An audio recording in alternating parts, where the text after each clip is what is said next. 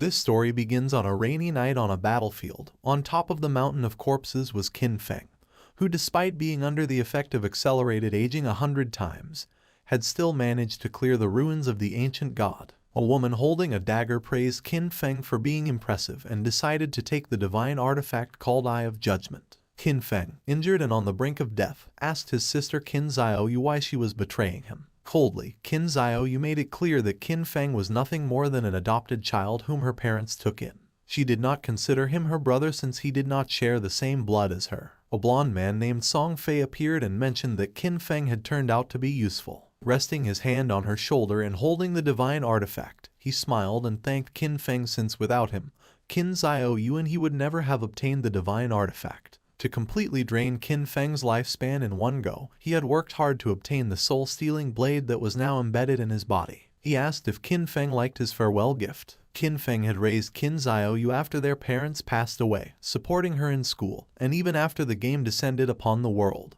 he risked his life countless times for her. But now seeing that she had betrayed him, he realized that he had judged her wrongly. Qin Xiaoyu made it clear that after their parents died, Qin Feng kept meddling in her life, giving her orders and controlling her. Before, when Song Fei and she needed his protection, he was still somewhat useful. But now that they had the divine artifact, the only value he had for them was gone. Song Fei lunged at Qin Feng to end his life, promising that he would take good care of Qin Xiaoyu. As death was approaching, Qin Feng promised not to let them get away with it. Just before he could finish the sentence, Song Fei took his life. In 2025, the God-forsaken game descended where the only currency was lifespan.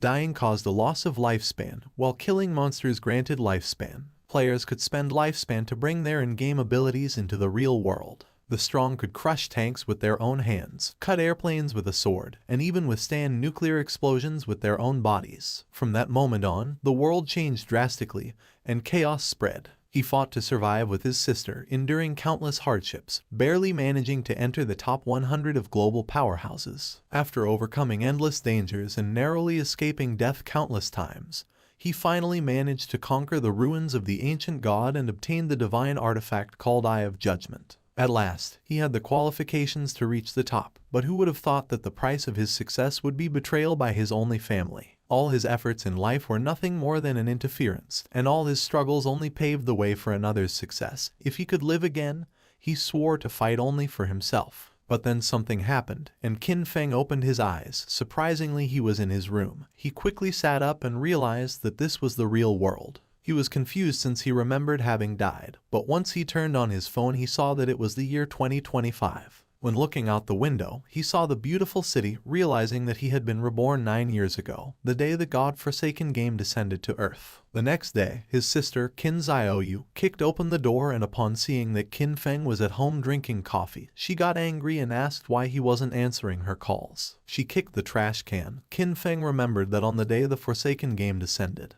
he and Qin Xiaoyu had a big fight over Song Fei. On the wall were the posters of Song Fei. Before the game descended, Song Fei was a somewhat famous underground idol, and Qin Xiaoyu was his obsessed fan. Song Fei seemed glamorous on the surface, but in reality, he was a complete scoundrel who had deceived many of his fans to take their money and take advantage of their bodies. And to prevent Qin Xiaoyu from being scammed, Qin Feng always forbade her from associating with that guy.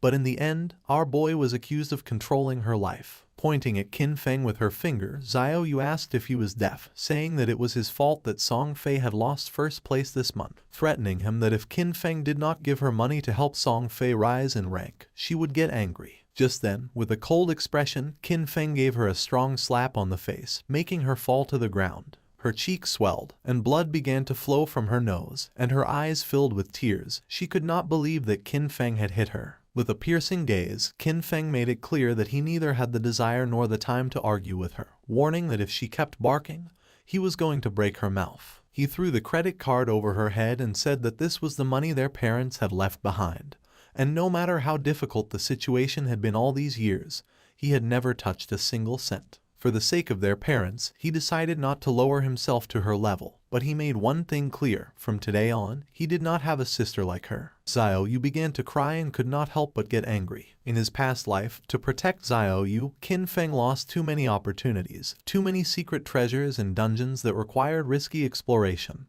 which he gave up. He took out some sleeping pills and using water, swallowed them. He was curious, and without this burden, he was going to go far. This time he decided to use his understanding of the game from his past life to get ahead of everyone. And from now on Qin Xiaoyu was on her own. And as for Song Fei, our boy decided to take his head personally. Qin Feng fell asleep and appeared in the choice hall. He had missed this place since the first time he came here. He was so nervous that it took him several hours to complete his career choice and leave. But this time, he had to be faster. In his past life, he chose the warrior to protect Qin Xiaoyu. The warrior class was not weak, but it was no longer the right choice. Now, without the burden of Qin Xiaoyu, he was going to be able to clear solo much faster. Mobility and reaction were the most important things, so without hesitating for a second, Qin Feng chose the assassin class. But then something unexpected happened, and the system reported that the divine artifact Eye of Judgment had been successfully bound. The Eye of Judgment was activated. It had a passive authority. Upon entering the Forsaken game, Qin Feng was going to automatically obtain the highest ranking profession and talent. Our boy was in shock upon seeing that the Eye of Judgment had linked to him after his rebirth, realizing how it worked. As long as the artifact recognized its owner, and even if it was stolen, it would be useless, believing that perhaps this was the reason why he had been reborn. Just then, shadow began to enter his body, then his body started to change and his hair turned white, becoming a shadow. Qin Feng's appearance had changed. Shadow was the highest level hidden profession for assassins. It was completely different from the warrior profession he chose in his past life. Just obtaining this profession had already given him enormous power. Qin Feng's eyes widened in surprise when he remembered that each profession had a very small chance of unlocking its hidden higher tier profession,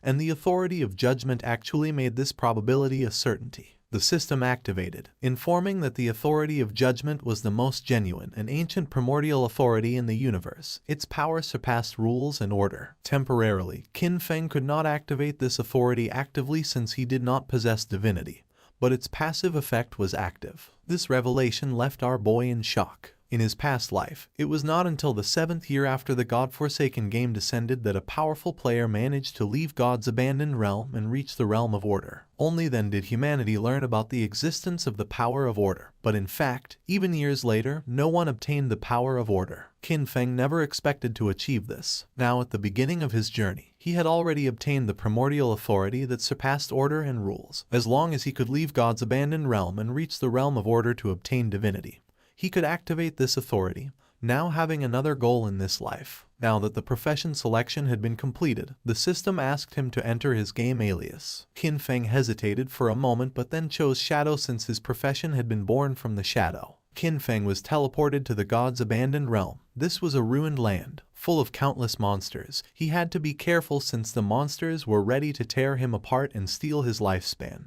One could leave the town, kill monsters and earn tradable lifespan. But if they died in the game, they would lose half of their lifespan, both tradable and non-tradable. Qin Feng was in Shell Town, a safe zone. Here there were no monsters and players could not attack each other, and the lifespan loss speed was multiplied by 1. Many people were dragged into the game. Some had taken a nap after eating and some others had fallen asleep after a long workday, only to end up in this place. Everyone's attention was fixed on Qin Feng.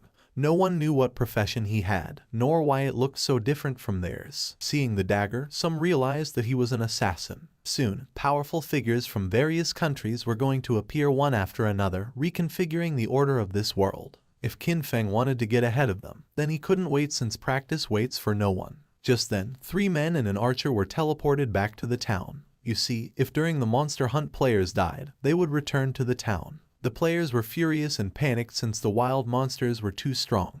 With one bite the monster had taken all their life. They had been fighting against a weak level 1 crawler. But even so, they had only managed to take away a third of its health together, and now that they had died, their lifespan had dropped to half. They asked the archer Lizzie what to do now. Qin Feng started observing her and remembered that archers started with short bows, realizing that she was also a hidden class. Lizzie noticed that Qin Feng was also a hidden class. With a kind smile, she asked if he wanted to team up with them. The monsters outside were really strong, and they couldn't handle them alone. Her team had already been annihilated once, so they had experience. Qin Feng refused and continued on his way. Lizzie's companions mocked him when they saw that he was pretending to be a pro. The 5 of them together had not been able to defeat the monster, so there was no way he could do it alone. According to them, Qin Feng was looking for death. Using the system, Lizzie saw that King Feng's alias was Shadow. While our boy was walking towards the exit of the town, Lizzie decided to follow him to see if they could find out what skills he had.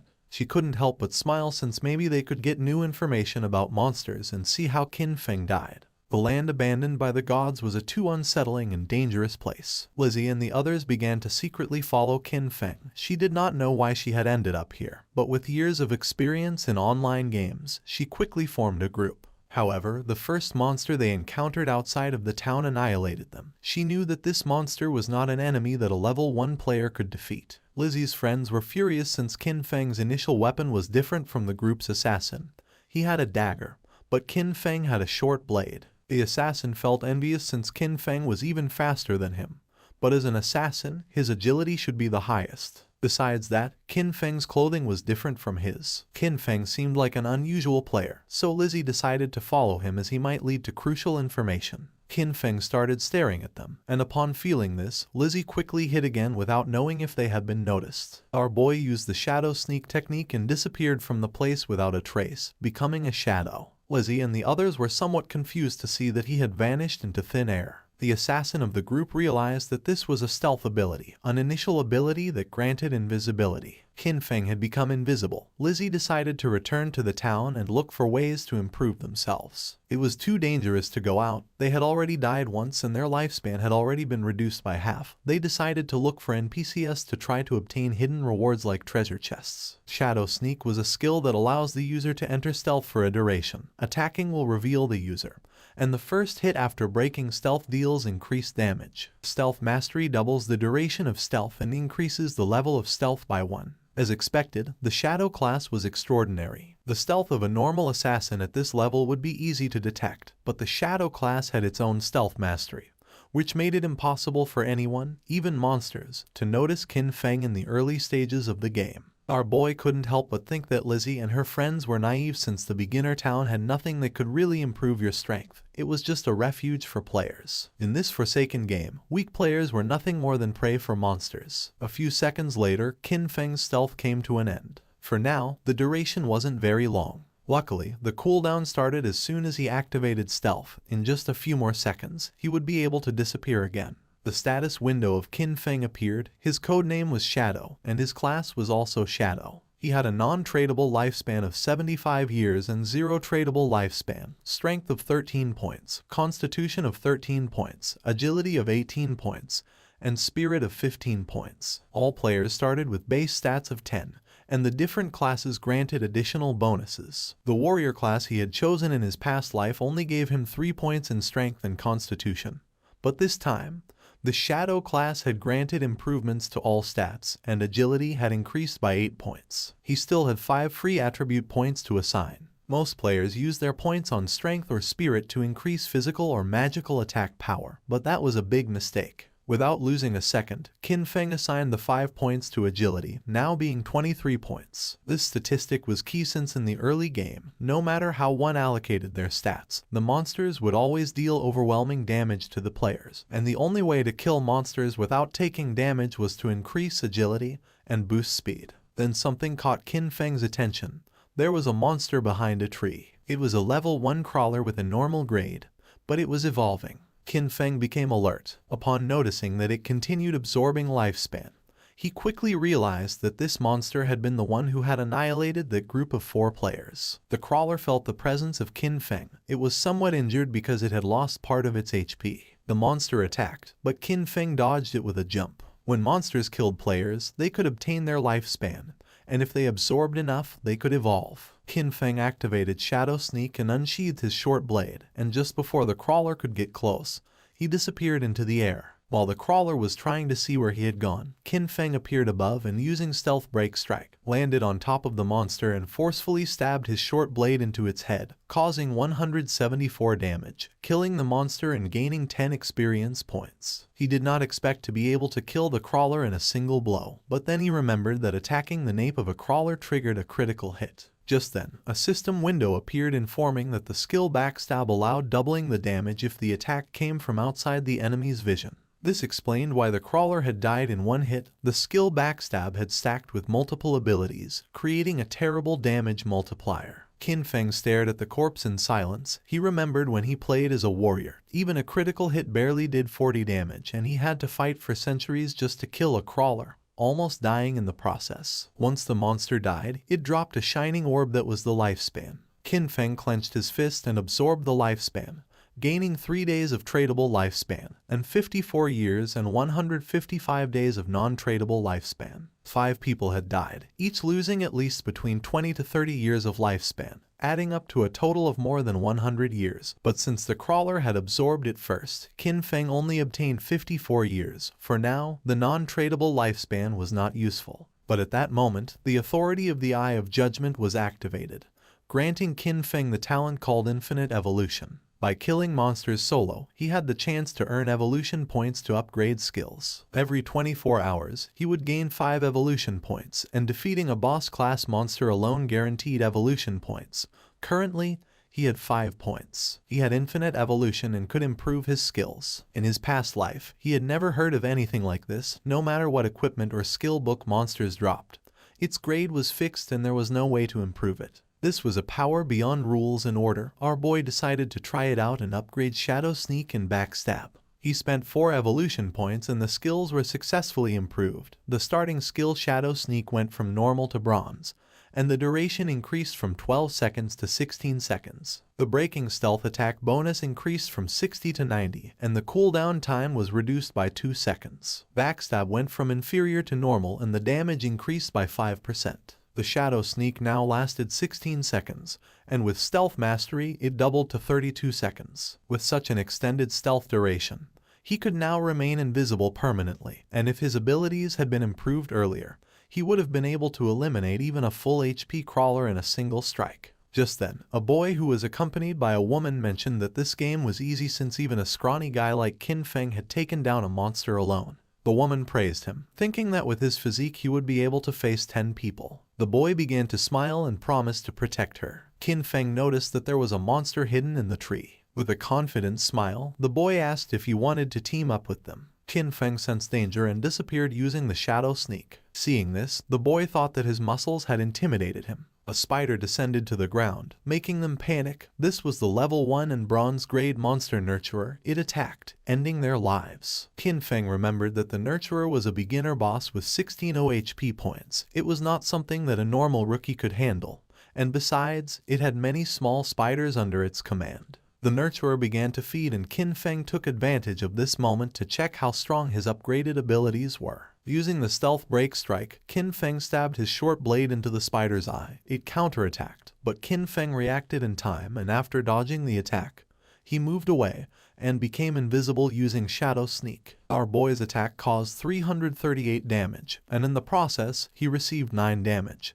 He had barely escaped thanks to his agility. Qin Feng had 130 HP points, and if the spider's attack had connected, he would have died instantly. He was impressed to see that his attack had dealt more than 300 damage to the boss. The nurturer enraged and in the process split the trees in the area in half. Qin Feng was aware that these monsters were intelligent, and that the spider would not just stand still taking hits. The spider was attacking indiscriminately to identify Qin Feng's location. Now even the small spiders were on alert, so he could not rush in recklessly. While the spider was distracted, Qin Feng took the opportunity to throw a rock, which hit its abdomen directly, causing 299 points of damage. Qin Feng grabbed another rock and his assumption was correct, realizing that his main source of damage came from the bonus of the skill Stealth Ambush Strike and the class skill Enhancement, so even by throwing rocks he could still deal solid damage. All he had to do now was wait for Shadow Sneak to come off cooldown, and then throw a rock. This way, the rock was going to activate the bonuses of Ambush Strike, Backstab, and Weak Point Attack. Once Shadow Sneak came off cooldown, Qin Feng threw another rock again,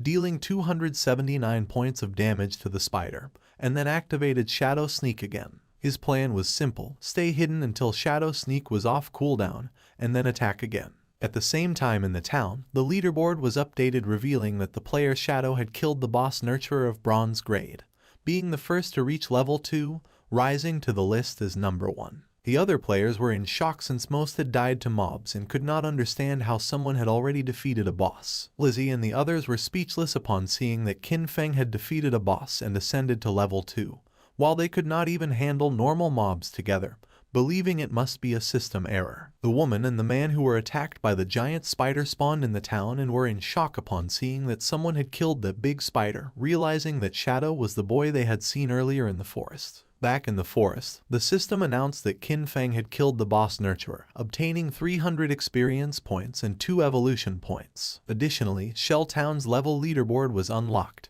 granting our boy 1 reputation point. Qin Feng began to absorb the lifespan of the spider. The moment the big spider died, the small ones scattered, which was a waste. He couldn't help but regret it since he should have killed the small spiders first to gain more experience. He obtained 46 tradable lifespan and a new skill book called Greedy Hand of bronze quality along with a corrosive dagger, which had 35 damage points and 4 agility points. After learning the skill Greedy Hand, Qin Feng could use it on defeated monsters, granting a 20% chance to obtain an additional loot reward. Qin Feng was somewhat surprised as he did not expect a bronze boss to drop this god-tier assassin skill. This skill significantly increased loot acquisition. In the late game, defeating powerful bosses would have a 20% chance of producing extra loot. According to what Qin Feng remembered from his past life, there was a guy in the Godslayer guild who had average combat strength. But just because he had this skill, he became one of the most sought-after players. He even had a personal bodyguard who escorted him everywhere. Qin Feng's eyes widened in surprise, realizing that although the activation rate was only 20%, if he combined it with his unlimited evolution talent,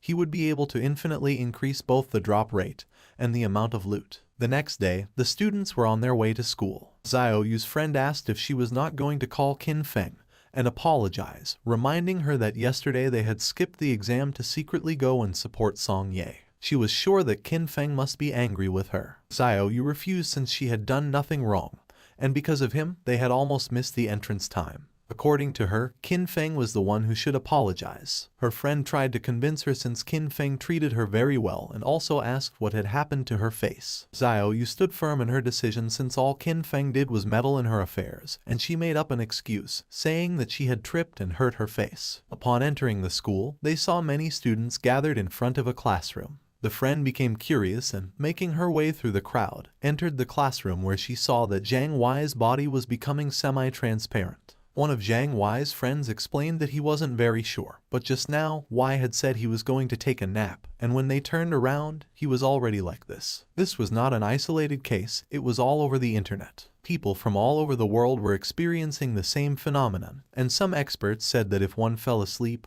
they would enter a semi-transparent state like a ghost, and no one knew why. The friend went on alert and decided to call her parents to warn them and advised Xiao Yu to call her brother to warn him as well just in case. But she refused since she preferred to see him dead rather than contact him. Meanwhile, Qin Feng evolved the new skill Greedy Hand, upgrading it from bronze quality to gold. Now, when looting an enemy, the probability of obtaining an extra piece of loot increased from 20% to 70%.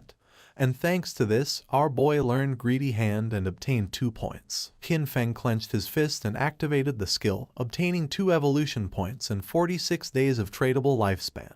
He was more than satisfied to have obtained 2 evolution points and knew that to upgrade Greedy Hand to level 3 he needed 3 points, and that soon he would have a 100% chance of obtaining extra loot. He knew that the governments of the world must have realized the situation by now, and more people were going to flood into the game, so he had to accelerate his progress and equip what he could use. Qin Feng equipped the corrosive dagger of bronze quality, gaining 35 attack points and 4 agility points. He activated the shadow stealth to avoid drawing attention from the monsters, knowing that it wouldn't be long before people realized that the skills and equipment from this game could be extracted into the real world. And when that happened, the world would fall into chaos. Extracting skills and equipment required 2 conditions. First, reaching level 10, and second, having enough tradable lifespan. Defeating small monsters took too much time, so he decided to find stronger bosses. While he was walking through the area, he heard someone fighting, and when he went to the cliff, he saw several players fighting against a level 2 sprint predator, bronze grade. Qin Feng was planning to find stronger bosses, and now he had found a sprint predator, being a perfect timing. The monster attacked, but the player carrying a shield and mace blocked the attack without much effort. It was Wang Meng. Qin Feng did not expect to meet him here, realizing that the rumors were true. It was said that when Wang Meng first entered Forsaken Game, he had gathered an entire team of hidden class players. The 6 members of his team were hidden class users. Wang Meng summoned the Holy Barrier, creating a golden barrier to repel the monster. He had the hidden class of Holy Shield Warrior, having twice the basic stats of a normal warrior, and, as if that were not enough, he also had an innate invincibility skill. While the monster was distracted, the mage of the team summoned a fireball which hit directly against the creature's arm. She had the mage class hidden profession called Prophet, which allowed her to inflict double the magical damage of a normal mage and came with an incorporated prophetic fireball. The archer of the team had the hidden profession of the archer class called Sharp-Eyed Shotter, granting the user double the stats of a normal archer, and came with an incorporated rapid shot skill. The priest had the Oracle Priest class, having twice the healing power of a normal priest and a group healing ability. The archer and the mage attacked together, but the monster evaded the attacks without much effort and attacked Wang Meng, forcing him to retreat. The archer panicked upon seeing that the ranged attacks were not hitting, thinking that this boss was too fast. The priest healed Wang Meng, and he decided that the best way to defeat this boss was to keep attacking while the healers took care of healing. Seeing that he planned to wear down the monster's health little by little, Qin Feng thought that Wang Meng was very optimistic, but he knew that he was forgetting the most important thing. This was the wild nature, and if a battle dragged on, other monsters would be attracted. Just then, 2 monsters appeared behind Wang Meng. Qin Feng recognized them as corruptors, regular level 2 monsters covered in dark brown mud, specialized in using ranged attacks. The swordsman of the team rushed towards the monsters and attacked one of them. He had a hidden class that our boy had not seen before. The attack caused 33 points of damage, and the swordsman did not take long to realize that the defense of these monsters was very high. The corruptor vomited mud on the swordsman.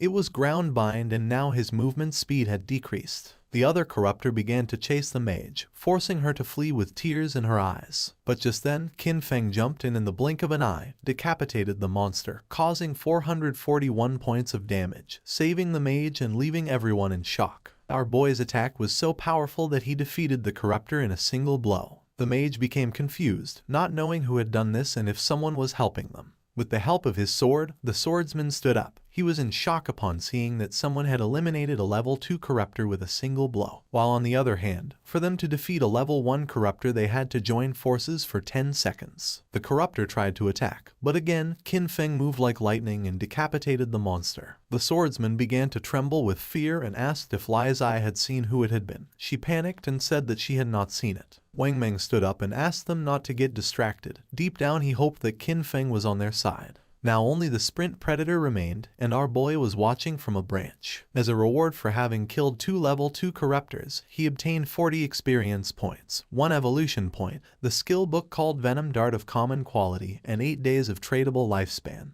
Qin Feng did not waste a second and evolved Venom Dart as it was a perfect mid-range poison damage skill. Upon evolving it, the skill rose to level 2 and went from common quality to silver. It allowed the user to throw a deadly poison dart with a maximum range of 14 meters, inflicting 120 attack damage points upon impact and applying the status Venom, with a cooldown of 5 seconds. The status Venom inflicted 50% continuous damage per second, lasting for 5 seconds and could not be stacked. The monster attacked again. Wang Meng managed to block the attack with his shield, but in the process, the creature stabbed its sharp limb into his stomach. Wang Meng dropped his shield and mace to the ground, and the monster took advantage to stab him with its other limb, causing him terrible pain. The archer began to tremble with fear. The priest panicked knowing that this was not good since he could not heal fast enough. In a desperate attempt, Wang Meng asked them to flee. Qin Feng shot a dart, which lodged in the head of the sprint predator, causing 845 points of damage. The mage and the archer were in shock upon seeing that the attack had taken half of the boss's HP. Both the monster and Wang Meng began to writhe in pain, and venom started to emerge from the monster's wound until its body collapsed to the ground, causing 324 damage multiple times. Since Qin Feng had inflicted more than 90% of the damage, the loot belonged to him, and for having killed the sprint predator, he obtained 600 experience points, reaching level 3, obtaining 2 evolution points and 55 days of tradable lifespan. He did not expect that the damage over time of the Venom Dart would activate his class's passive ability. With stealth, he could remain invisible and throw darts indefinitely, and now nothing in the early and mid-game could stop him. The loot began to emerge from the monster's corpse. Wang Meng was in shock upon seeing the amount of damage the monster had taken, and several seconds later, the loot disappeared. Wang Meng stood up and thanked Qin Feng for saving them, but our boy made it clear that in the wildlands, one could not trust people so easily, leaving everyone in shock. Wang Meng thanked our boy for the advice and they decided not to bother him while he was checking the loot. He also added that if he ever needed anything, he could come to find him. Qin Feng picked up the loot, realizing that Wang Meng seemed trustworthy.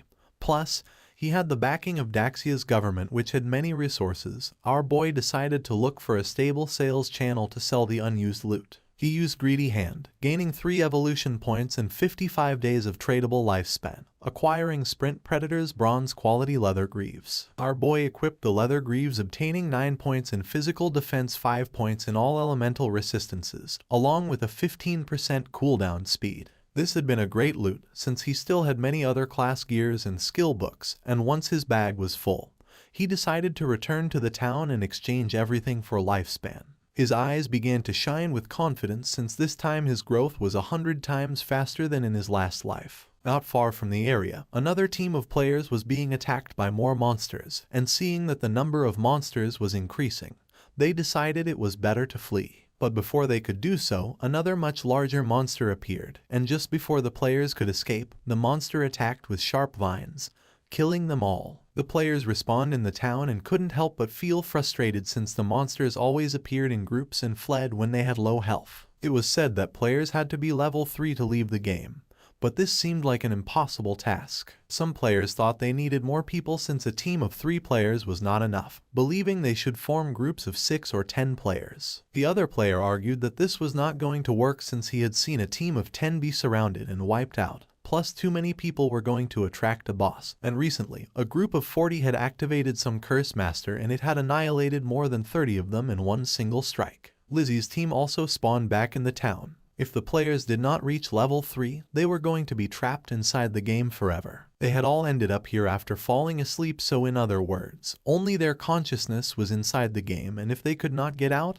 their real bodies were going to starve to death. Lizzie was frustrated because she did not know why the game was so difficult. Her friend panicked since they had already died 3 times and their non-tradable lifespan had dropped to less than 10 years, and at this rate, they were going to end up dying in real life. Despite not knowing if it was real or not, Lizzie knew that they could not afford to die again. Upon seeing that Shadow was level 3, she was somewhat confused, realizing that he must have discovered some trick. She knew they needed him to carry them to level 3 in order to escape this game. Clenching her fist, she gave the order to her team to spread the word. They had to get Shadow to help them reach level 3. She was determined to give him 10 million in cash once they returned to reality. The others were in shock, but she knew there was no way Shadow could ignore the 10 million. Back in the forest, our boy took down a level 2 polluter, earning 20 experience points and 1 evolution point. After absorbing the lifespan of the monster, Qin Feng decided that he already had enough evolution points and decided to spend the 5 points he had to evolve Greedy Hand.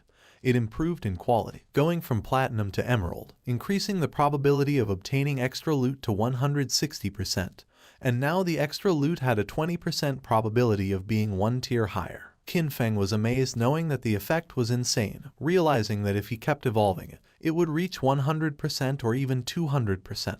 It was raining, and something caught Qin Feng's attention. It was the monster called Curse Master which was wandering through the forest. This monster was a bronze tier boss and was consuming vital force to advance to a silver tier boss. For Qin Feng, it was normal that this boss had annihilated a team of 40 men. For now, our boy had a full inventory, so even if he killed the monster, he wouldn't be able to pick up the loot, so for now, he decided to mark this place on the map. The boss's evolution took some time, so he thought about emptying his inventory first and coming back later. In the town, the news that someone was offering 10 million for Shadow, the number 1 player on the leaderboard, to help them level up quickly had spread everywhere. People were dying, losing lifespan, so the rich had already started looking for a way to escape, meaning that the commoners were doomed. While people were chatting, Qin Feng appeared in the town, leaving everyone in shock. Using the system, he activated the market stall option, making the system announce that he was selling equipment and skills, with the stall available for only 10 minutes. The players were in shock upon seeing that he was wearing 2 pieces of bronze tier gear, and furthermore was selling 2 more. They still couldn't believe that he had killed a bronze tier boss. One of the players asked why they couldn't see Qin Feng's face. Another player explained that he had enabled the face concealment function, making the in-game appearance match the real one, so for this reason he wanted to remain mysterious. A mage approached our boy's stall and with a curious gaze asked how much for the icicle spell, to which Qin Feng replied that it was 100 days of tradable lifespan. She was Grey Rose, currently ranked 11 in Shell Town, who also had face concealment activated. For Rose, 100 days of lifespan was a lot, so she asked if he could lower the price, to which Qin Feng explained that the common tier skill icicle spell increased a mage's early farming speed, and 100 days was already a bargain. Rose asked if she could use real-world money, but Qin Feng refused to accept it, advising her that if she had cash, she could first buy tradable lifespan and then exchange it with him, and if no one offered more, he was determined not to sell the skill until she had the lifespan. She started to ponder, and then using the team channel, she asked her teammates if this was a good offer. They had leveled up to level 2 so quickly thanks to her leadership, so they showed no objections. Moreover, with this skill, they would be able to reach level 3 even faster since the most important thing was escaping first. She asked them to transfer their tradable lifespan to her, promising to send them money when they returned. She handed over the 100 days of tradable lifespan to our boy. Seeing that all of her team members were level 2, Qin Feng realized that they must have killed at least 30 or 40 crawlers.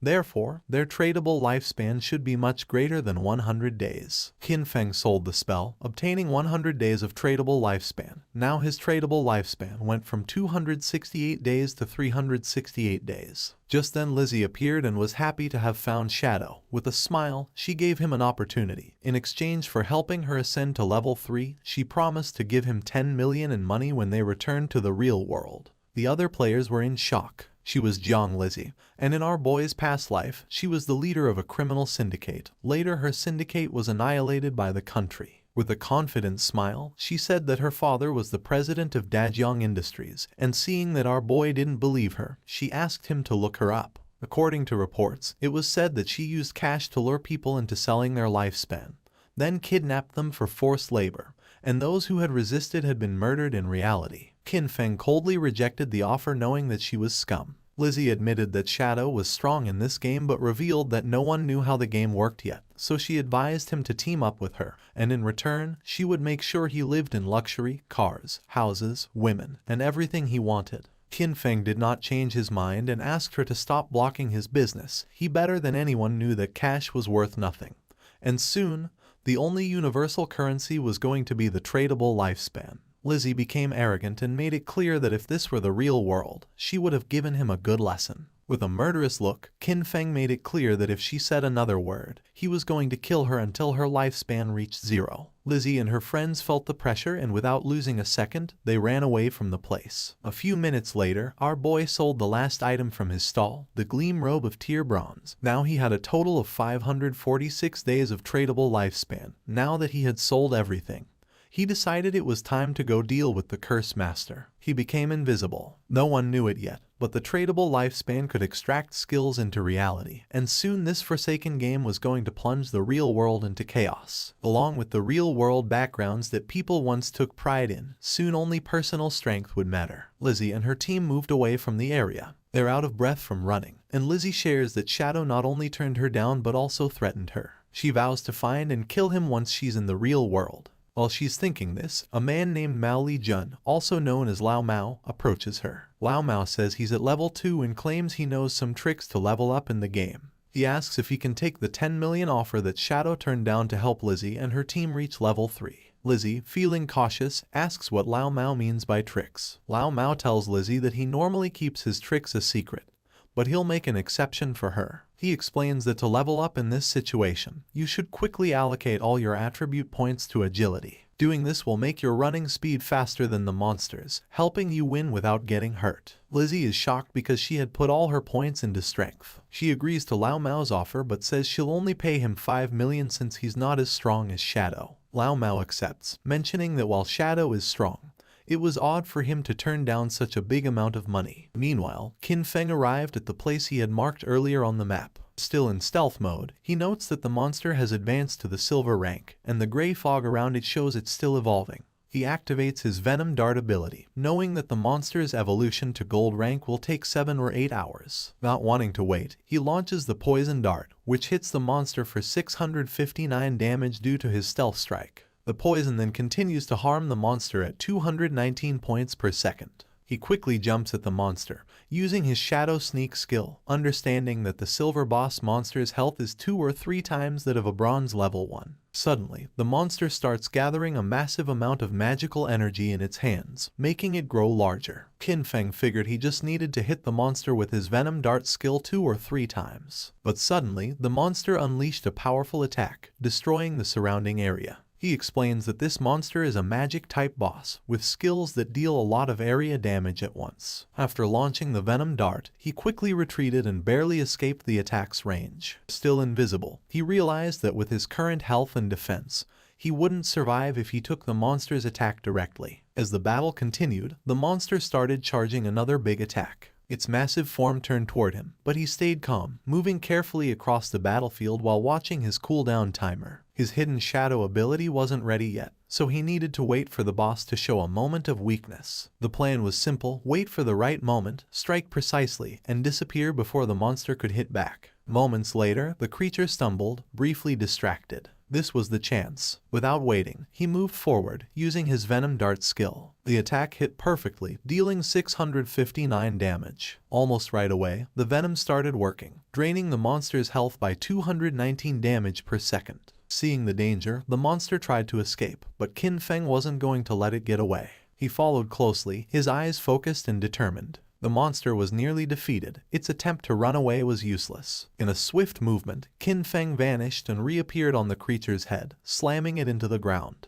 The system quickly confirmed his victory. He had defeated the silver-ranked boss. A stream of notifications appeared before him. He gained a total of 1,800 experience points, and leveled up from 3 to 5 instantly. He also received 4 evolution points and a surprising 124 days of tradable lifespan. He chuckled, noticing how a single boss kill boosted him 2 levels and gave him extra evolution points. As the monster's body turned into loot, he used his evolved skill, Greedy Hand. The air shimmered as a system screen confirmed the loot was collected. The rewards were even better than he expected, with another 4 evolution points and an extra 124 days of tradable lifespan, doubling his gains. The generous rewards made him smirk. 2 extra bonuses right away were impressive. He realized the silver-ranked boss had given him a total of 12 evolution points and 372 days of tradable lifespan. Just as he was taking in his rewards, another system prompt appeared, revealing an unexpected bonus. The secondary effect of Greedy Hand had kicked in, upgrading one of his looted items from silver to gold rarity. He looked at the notification with interest, a gold tier item. It made sense why Greedy Hand was considered a Jade level skill. It could enhance loot beyond its original quality. His focus then turned to the scattered loot. 7 or 8 pieces of gear had dropped, but he only had 10 slots left in his backpack. He sighed, realizing that running back each time he defeated a boss would waste a lot of time. He knew that a storage ring or something similar would have been perfect to solve this problem. Just as Qin Feng was about to check out a specific item among the loot, the scene suddenly shifted back to the Shell Town. There, the mage from Wang Meng's team appeared in a flash of light, her face showing relief. She was finally back, all thanks to Wang Meng. As the rest of the team followed, they thanked him, admitting that without his leadership, they wouldn't have reached level 3 and returned safely. But Wang Meng brushed off their praise, saying their progress was due to everyone's hard work. The mage, however, couldn't let go of a lingering regret. She sighed, wishing she had managed to add Qin Feng as a friend in the forest. She thought maybe it was because she had been covered in mud at the time.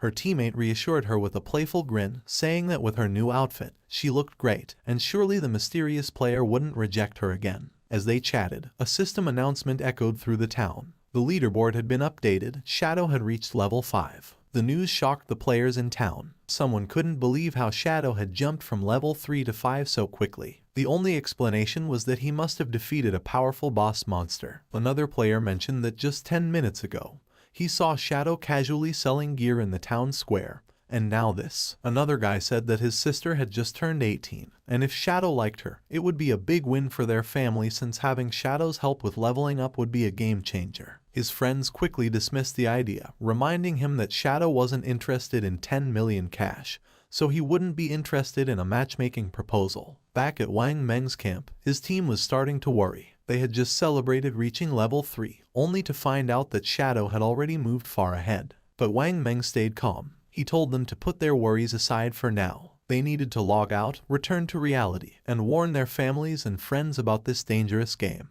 As their bodies started to fade, the system confirmed their logout. Wang Meng's last words were serious. If the world was heading toward chaos, they had to prepare their loved ones. The scene shifted to the real world. Wang Meng's eyes opened, and a voice quickly called for the captain. He wasn't just any player. Wang Meng was a police officer. His fellow officers rushed to him, visibly worried. One admitted they were scared because his body had started to turn transparent while he was unconscious. The terrifying truth was clear. If a player died in the game or lost all their life, they didn't just log out, they disappeared from the real world. But there was no time to dwell on that horror. Wang Meng stood up and called for everyone to gather as something serious had happened. Someone asks Wang Meng about his report. Wang Meng explains that he and his team formed a party and each member had a hidden profession, which was a big advantage in the game. Yet, they were almost wiped out by a single monster. They were only saved at the last moment by an unknown player, Shadow. Wang Meng confirms that his report is accurate. He then describes Shadow's incredible progress. When Shadow helped them, he was at level 3.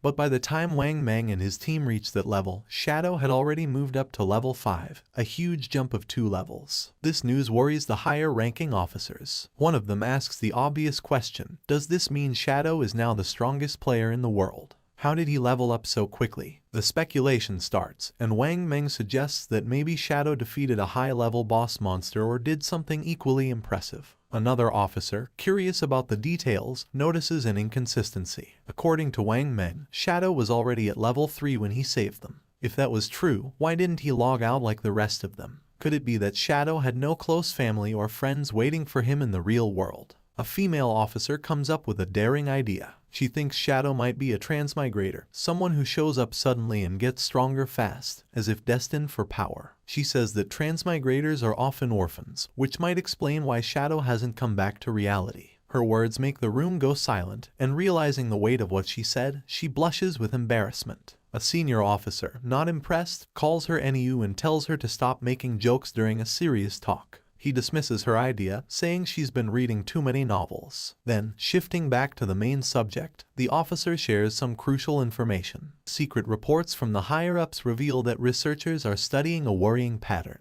Many older people have been mysteriously dying in their sleep. When researchers compared this data with those who had returned from the forgotten game of the gods, they found something alarming.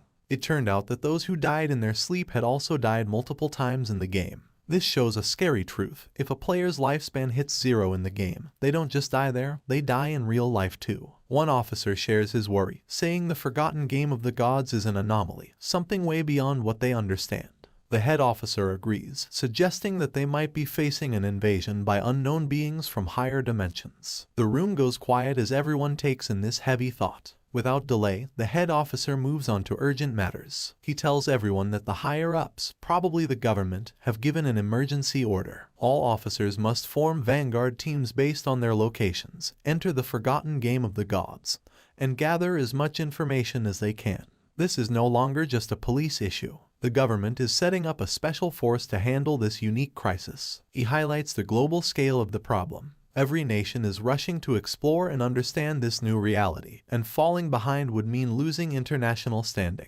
For national security, they must gather information at all costs. The head officer then announces his decision. NEU will be the captain of Team 1. She accepts the role without hesitation. Wang Meng is appointed as her vice captain, and they are given the power to pick their team members. Wang Meng nods, understanding how important their mission is. The head officer then turns his attention to Shadow, the mysterious player Wang Meng met. Based on Wang Meng's story, Shadow doesn't seem to have bad intentions. Because of this, the head officer orders NEU and Wang Meng to try and befriend him. Their goal is to find out who Shadow really is and work with him. He explains why NEU is in charge. Her deep knowledge of games and stories makes her the best choice to investigate someone like Shadow, whose abilities and actions seem almost like those in myths. The head officer hopes that NEU and Wang Meng can make Shadow an ally, someone who could represent them in the game. If they succeed, they will get access to vital information that could give them a strategic edge. The other police officers are tasked with keeping public order and stopping any mass panic. With that, the meeting ends. As the sun sets and casts a golden glow over the city, the officers get ready for the challenges ahead. The next day, the scene shifts to a high school where the protagonist's younger sister sits at her desk, lost in thought. Around her, students chat excitedly about recent news. A small group nearby talks about a surprising discovery. Chang-wai, the student whose body had started to vanish, has reached level 3 in the game and logged out safely. One of the girls shares that Chang-wai revealed something important. If several people from the same district fall asleep at the same time, they will all end up in the same starter village in the game. This news stirs both excitement and worry among the students. Another girl, alarmed, insists that this won't work. She feels she must bring her parents into the game. They have no gaming experience, and she's scared something might happen to them if they enter unprepared. But another student disagrees, saying they shouldn't rush to involve their parents yet. They should focus on getting stronger first, so they can protect their families when needed. Meanwhile, the protagonist's younger sister looks at her phone, deep in thought. A nagging frustration grows inside her. Why hasn't her brother reached out to her yet? With something as big as the forgotten game of the gods happening, she expected at least one message from him. But there's been nothing. He hasn't checked on her or even apologized for hitting her earlier. That was completely unlike him. In the past, whenever they argued or she upset him, he would always find a way to make peace. But today, there was only silence. No apologies, no attempts to make things right. Even their parents had never laid a finger on her, yet he, her brother, had struck her. Still upset, she tries to justify her actions. All she did was skip class to see Song-fi's concert. Was that really such a big deal? She pouts, deciding that unless her brother calls and apologizes at least 1,000 times, she will never forgive him. Her annoyance quickly turns into excitement as she starts talking about Song-fi. Looking back, she's glad she went to see him yesterday. Once the forgotten game of the gods takes over, she might not have many chances to go to his concerts. A dreamy look appears on her face as she remembers last night, thinking about how close she was to him during the show. She pictures Song-fi on stage and can't help but gush over how amazing he was. Then, she realizes something. If everyone enters the game world while sleeping, that means Song-fi will too. Her face turns red as she imagines meeting him in the game. Could this be her chance? Is fate finally bringing them together? Her heart beats faster at the thought. As she gets ready to sleep, she suddenly remembers something. Chang-wai had reached level 3 really fast. That meant he was probably already an expert. If she wanted to do well in the game, she needed some good advice. So, without hesitating, she sends Chang-wai a message, asking if he has any helpful tips before she enters the game world. Meanwhile, Chang-wai is with his classmates when he gets her message. He looks at his phone and smiles. He's amazed by the situation. Who would have thought that someone like the protagonist's younger sister would ask him for advice? He sees this as a great opportunity. This was his chance, whatever that meant. Chang-wai quickly replies, saying she's asked the right person. He shares an important game secret. At the start, she should put all her attribute points into agility. If she doesn't, she won't be fast enough to escape monsters and will keep dying.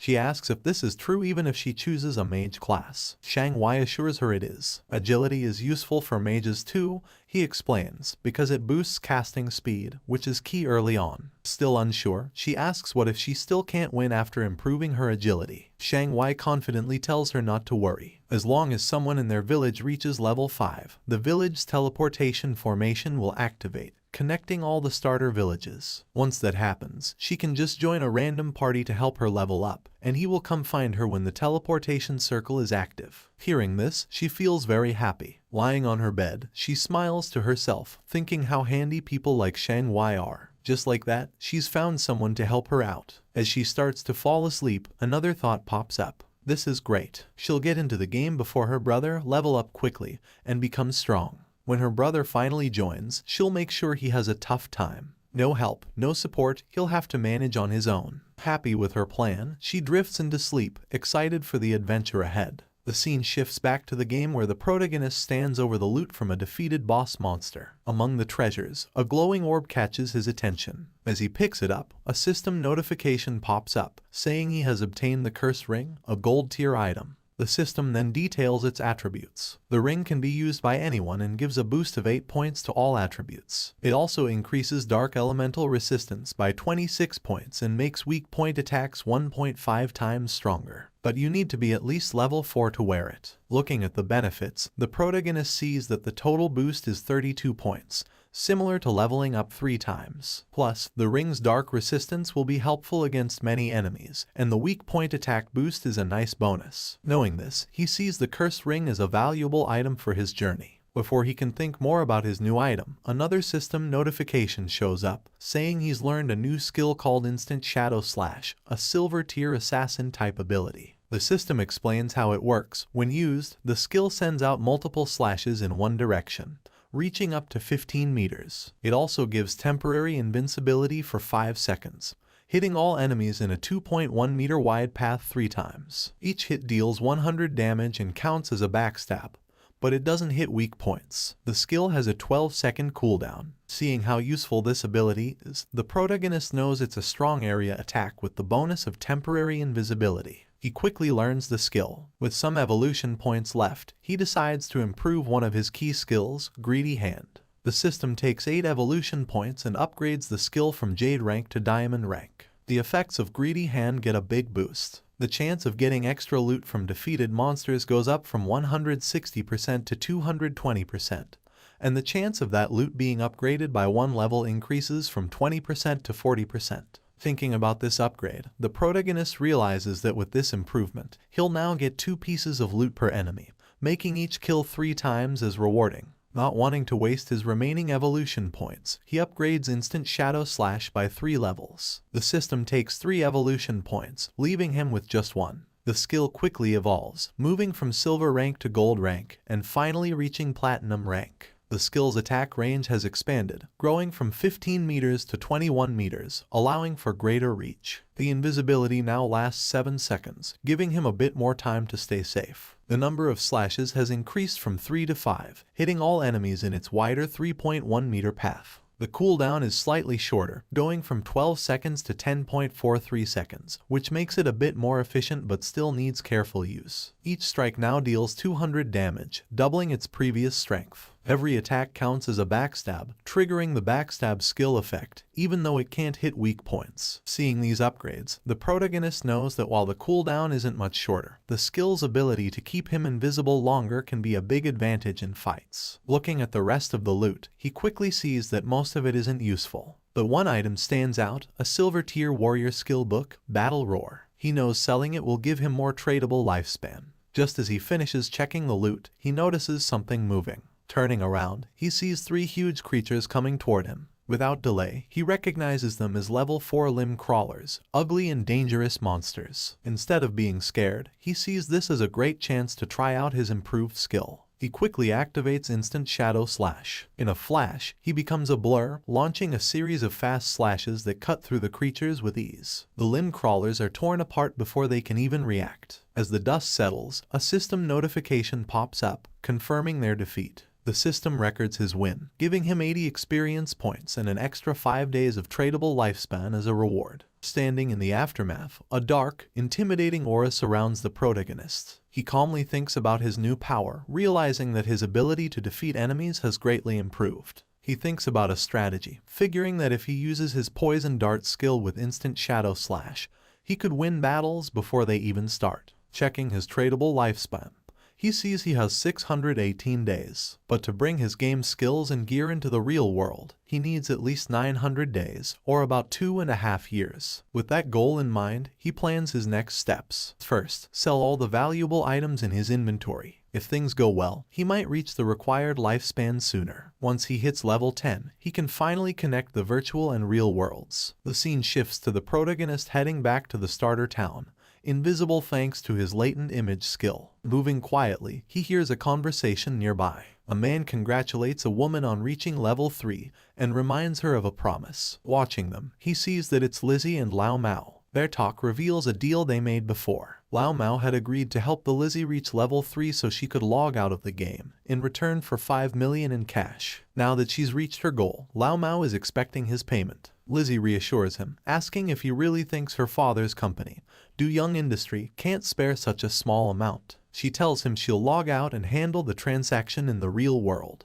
Before leaving, she gives Lao Mao her phone number and tells him to contact her after he logs out. She then makes another offer. She wants to buy all of his tradable lifespan, offering 10,000 in cash for each day's worth. Lao Mao eagerly agrees, excited about the money he'll make. With a smug look, he remarks on how foolish King Fen was for turning down Lizzie's offer, saying they can talk more about the deal when they meet in reality. Unseen by them, King Feng moves silently between them, hidden in plain sight. Lao Mao, unaware of King Feng's presence, dismisses the importance of lifespan in the game. He thinks there's no need to worry since he can gather lifespan just as easily as in-game currency. For him, turning game achievements into real-world money is the best strategy, and he feels clever for figuring this out. The scene shifts to the starter town, where King Feng stands in front of the teleportation gate. As he stretches out his hand, the gate glows with bright blue energy. As the light grows stronger, a system window appears, congratulating him for activating the teleportation formation in Shell Town and awarding him 1 reputation point. The system explains that he can use the teleportation gate once a day for free, but using it more will cost tradable lifespan. However, since no other teleportation gates in the game are active yet, it's not useful right now. King Feng thinks about the teleportation system, knowing it's a two-way setup. Just activating one side doesn't help. Another player in a different starter town needs to reach level 5 and activate their gate for it to work. He remembers that in his past life, Song Fi was in Firefly Town. To stay ahead, he sets up an altar that will alert him as soon as someone activates the Firefly Town gate. He's not just waiting, he's getting ready. The moment that gate is active, he'll be prepared to face Song Fi. As he moves deeper into the city, his thoughts are on his main goal. While teleporting between towns is important to most players, he knows the real challenge is still ahead. His true aim is to reach level 10 and enter the God's abandoned realm, where he can finally activate his authority. Only then will the real challenge of the God-forsaken game begin. A bit later, he sets up his shop, and a system notification appears, letting all nearby players know that he's selling equipment and skills, but only for 10 seconds. It's a first-come, first-served chance. The reaction is immediate. Players get excited, rushing toward him and calling him an expert. Some say they've been waiting for this moment, saving up tradable lifespan just for this. One player proudly mentions he has saved up 150 days worth, while another remembers that the last time King Feng set up shop,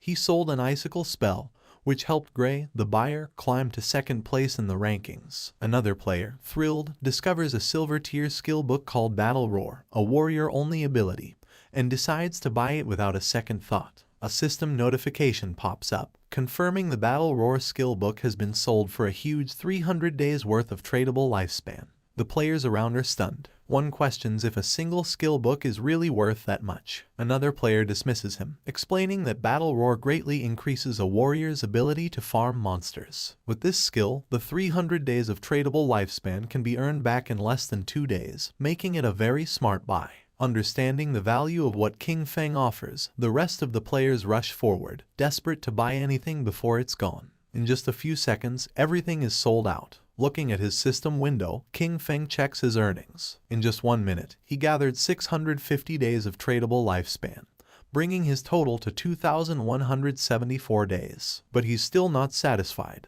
To bring his attributes, skills, and equipment into the real world, he needs much more lifespan. Meanwhile, some players complain about not getting a chance to buy anything. They ask if he'll set up shop here again, and he confirms he will. Suddenly, a female player calls out to him, saying she has a treasure and asks if he's interested in making a deal. As he turns to look, he recognizes her. She's one of Wang Meng's teammates. The system quickly identifies the treasure as a space ring with 12 inventory slots. It adds that the ring doesn't take up King Feng's backpack or equipment slot. King Feng is momentarily taken aback. He knows the true value of the space ring. It's a rare storage item that doesn't use up a ring or backpack slot. Since players can only carry up to 3 storage backpacks, an item like this is invaluable. He understands that while space rings can technically drop from any monster, the chance is incredibly low. The fact that this girl, with her prophet profession, got one so early in the game is amazing. Her luck is incredible. Without delay, he asks for the price of the ring, already figuring out its true worth. In his past life, a 12-slot space ring like this sold for an astounding 3,600 days worth of tradable lifespan.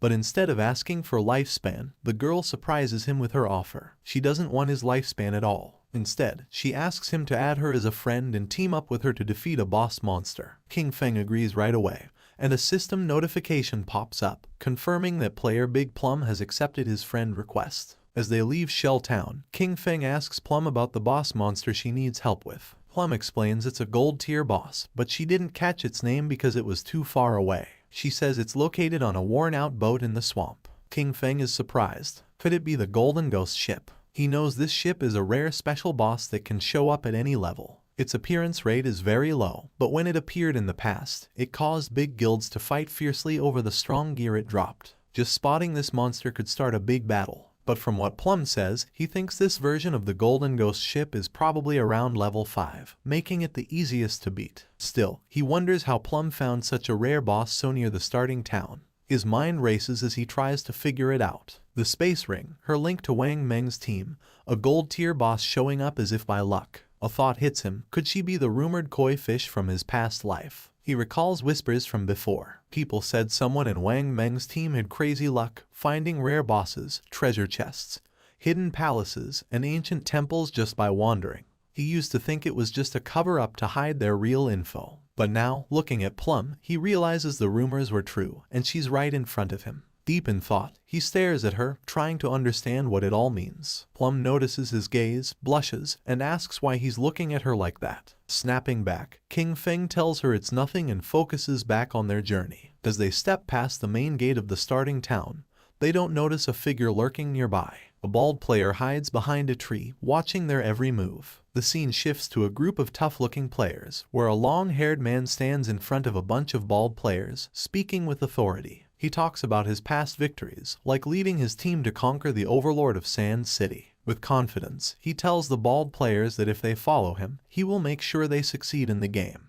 Before he can say more, the bald player who is watching King Feng runs back and reports that the target has left town with a girl. The boss smirks. He laughs at the news, thinking King Feng is just another young guy, easily distracted by a pretty face. Without delay, he gathers his group and orders them to move out. It's time to make their move. Meanwhile, outside the town, as they continue their journey, King Feng talks about his conditions for helping Plum's party. He says that if the boss drops equipment or skill books Plum can use, they will go to her, but the rest will be his. Plum thinks about this for a moment and then asks what the other party members, like Wang Meng, will get from this deal. King Feng explains that since the party has different roles, there's no promise that gear for an assassin will drop. If that happens, he would have fought for nothing, which wouldn't be fair. Understanding his point, Plum agrees to his terms but has a small request. If any gear drops for her captain or other party members, she asks if he would sell it to her at a discount. King Feng agrees. With the terms set, Plum says they will go to the boss's location once Wang Meng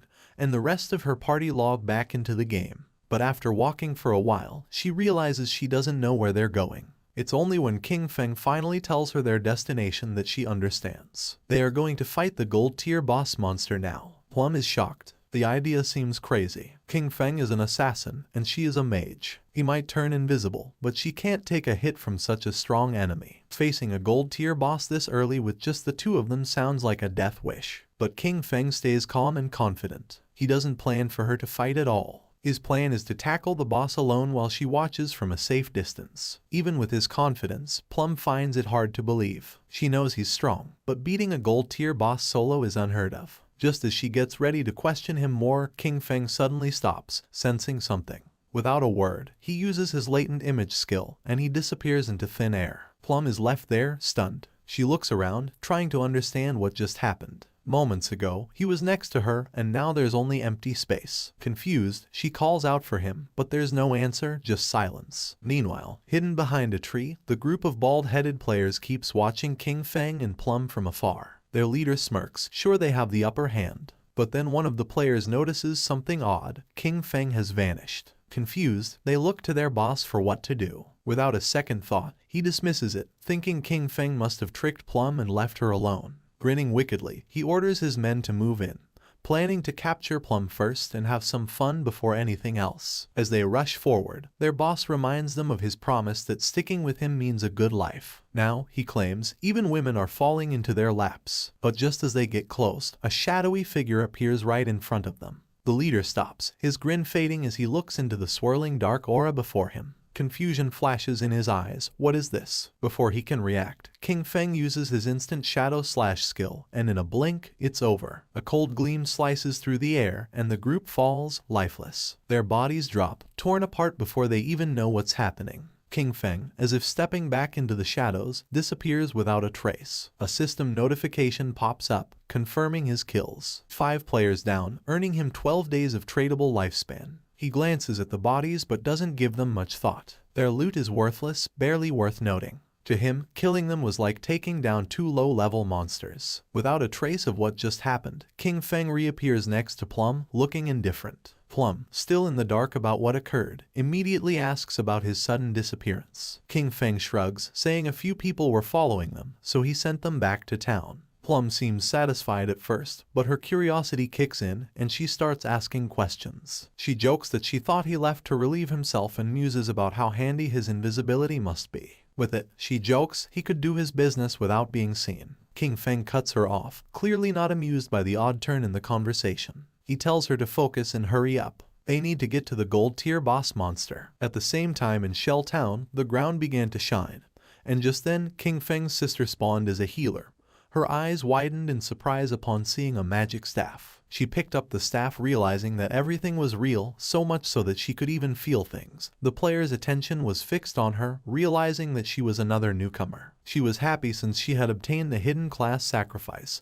Thinking that it must be very powerful, she firmly believed that with this class she was going to capture Song Fei's attention. She was worried about knowing where Song Fei was right now and if he knew the secret about the starting points. Her eyes began to shine with rage at the thought of where King Feng might have gone. He was always looking after her all day, but when the critical moment arrived, he couldn't be trusted at all. She decided to stop thinking about it since she now had a hidden class and Jiang Wei had promised to help her level up. From now on, King Feng would have to manage on his own because she was not going to worry about him. Her attention fixed on the leaderboard, leaving her in shock upon seeing that rank 1, Shadow, was level 6. She was furious because Jiang Wei was only level 3, and yet dared to boast about how powerful he was. Realizing that Shadow was the true expert, she thought that if she could stick close to Shadow, she would be able to level up faster than with Jiang Wei.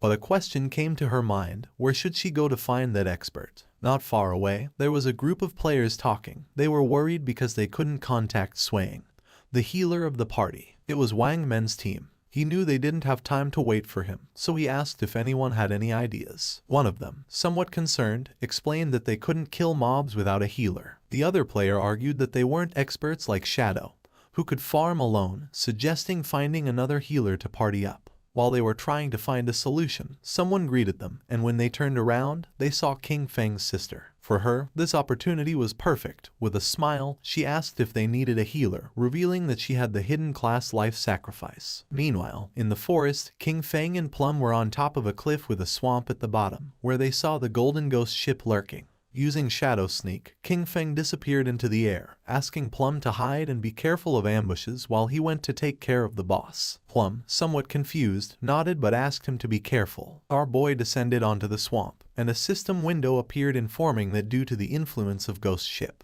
this area had become a violent domain, with a rate loss of lifespan of 100 times. Doing quick calculation, King Feng realized that at a speed 100 times greater than time, staying here for 15 minutes was equivalent to consuming 1 day of lifespan. For him, this kind of violent temporal domain did not have a great effect. The system detected that the Golden Tier Ghost Ship was a level 5 boss, and then something unexpected happened. A timer of 45 minutes and 25 seconds appeared. King Feng was somewhat surprised to see that there was a time limit to defeat special bosses like this, but he felt fortunate since there were still 45 minutes left. It was more than enough time to kill it. Using instant shadow slash, King Feng moved like thunder, attacking the boss with powerful slashes, causing a total of 15-0 damage. While the boss was trying to understand what was happening, King Feng deactivated Shadow Sneak and launched a Venom Dart, which hit the ship's bell directly, activating Critical Hit and Stealth Break Strike. While the poison was causing continuous damage, King Feng distanced himself from the boss. To climb at the Golden Ghost ship, there were some challenging points. First of all, many people did not know what its weakness was and believed it had to be its skeletal body, or the ship. But in reality, the weak point was the ghost fire bell located at the tip of the ship. The boss enraged because when its weakness was attacked, it controlled the surrounding water. The boss prepared a massive AI attack, making pillars made of water emerge. Evading the attacks, King Feng began to approach the boss. The water pillars had abnormally high damage, and early-stage warriors wearing silver armor sets could barely take a hit. He was happy since his shadow class had high agility. Otherwise, he wouldn't have been able to dodge. At that moment, hands emerged from the swamp. Decaying zombies known as ghosts began to surface. King Feng remembered that once the AoE attack ended, the boss would summon 12 decaying water ghosts, each with a silver tier capability. Thanks to Shadow Sneak, the ghosts couldn't sense King Feng's presence as he stood right in their midst. The 12 decaying water ghosts were about to attack savagely, and most parties would be in a frenzy by then. And as if that weren't enough, the Golden Ghost ship would summon a decaying water ghost every 3 minutes. If you weren't fast enough in dealing with them, their numbers would only increase more and more, resulting in total party elimination. But since he had been invisible from the start, they wouldn't be able to detect him. He just needed to find the perfect angle. Using instant shadow slash, he started moving quickly and destroying all the ghosts at once. While our boy was taking care of the monsters, Plump was watching from the cliff. She was trembling and red, realizing that this was the power of the ranked 1 expert, Shadow. To her, he was too powerful since he appeared and disappeared without a trace. In the blink of an eye, he had already taken more than half of the boss's health without even giving it a chance to counterattack. But to her surprise, King Feng communicated with her through chat and, calling her by the nickname Little Black, revealed that he was going to die in a while, leaving her in shock. With a confident expression, King Feng said that there was nothing to worry about and the only thing she had to do was wait for him to revive. Plump panicked as she thought our boy had the advantage,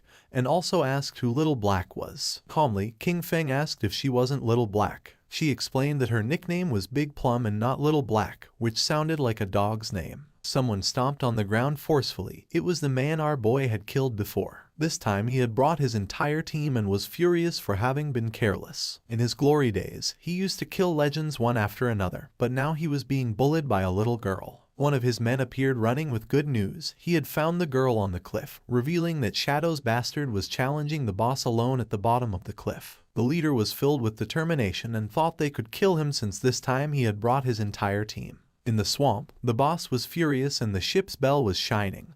King Feng was in stage 4 and the most difficult to deal with. The boss raised the ore, creating powerful waves. When it was at half health, it launched massive AoE Soul Surge. The waves started traveling through the swamp, making Plump's eyes expand in fear. The Soul Surge disabled our boy's invisibility skill, and something started emerging under his feet. In the next second, a powerful giant pillar of water trapped his body, taking away 1059 points of damage. The system confirmed his death. Our boy lost 326 years of non-tradable lifespan and 1087 days of tradable lifespan. The leader, who was on the cliff, was pleased thinking that King Feng had become arrogant after being called an expert several times. To him, our boy was a fool for believing he could challenge a gold boss alone. Seeing King Feng's lifespan lying on the ground, he and his men started running like mad towards it. They didn't know Shadow was so rich, realizing that such a large orb of light must contain at least 100 days of lifespan. They decided to kill the boss now that it had low health, believing that at the same time they could collect our boy's lifespan. But once they took another step, they appeared in the sky. The leader was confused, not knowing what was happening. He and his men were teleported back to Shell Town. They felt frustrated without knowing why this boss was so powerful, and how the player Shadow had attacked it until leaving it at half health. Some were furious since just after entering the swamp, the boss had instantly killed them with the water pillar, not to mention that the swamp was full of small mobs. For them, there was no way to fight this. The leader gritted his teeth and refused to believe this. They had suffered great losses, so he gave the order to his men to follow him as he wanted to try again. At the same time, someone jumped. It was Kin Feng who had already returned to the swamp. He felt somewhat confused upon seeing so much lifespan dropped on the ground. Using the chat, he informed Little Black that he was already back and also asked why there were so many lifespan light orbs. Little Black was somewhat surprised to see how quickly he had returned, explaining that the lifespan belonged to a group of people who had charged noisily against the boss, only to be wiped out by the water pillar. Kin Feng couldn't help but smile upon seeing that they had overestimated their own strength, but then he remembered that in his past life, he had also suffered a lot because of Ghost Ship. The boss was still roaming around the area. King Feng began to observe it, knowing that the Golden Ghost Ship was only going to use the immobilization skill once, so the rest of its health was very easy to handle. When it received damage while below half health, there was a fixed probability that it would disappear and reappear far away, making it very difficult for normal players to kill it. Without wasting another second, King Feng launched a poison dart, which hit the ship's bell directly. The boss became enraged and began to summon another attack. Seeing this, King Feng used Shadow Sneak and became invisible. After carefully observing the boss's movements, King Feng used instant shadow slash and attacked quickly since he had long seen through its movement patterns. The leader and his men arrived at the cliff again. One of them informed his boss that King Feng was fighting against the boss again. Upon hearing this, he decided to find an opportunity to take down both. Seeing that the group of idiots had returned to cause trouble again, Little Black got angry. Shadow was about to kill the boss,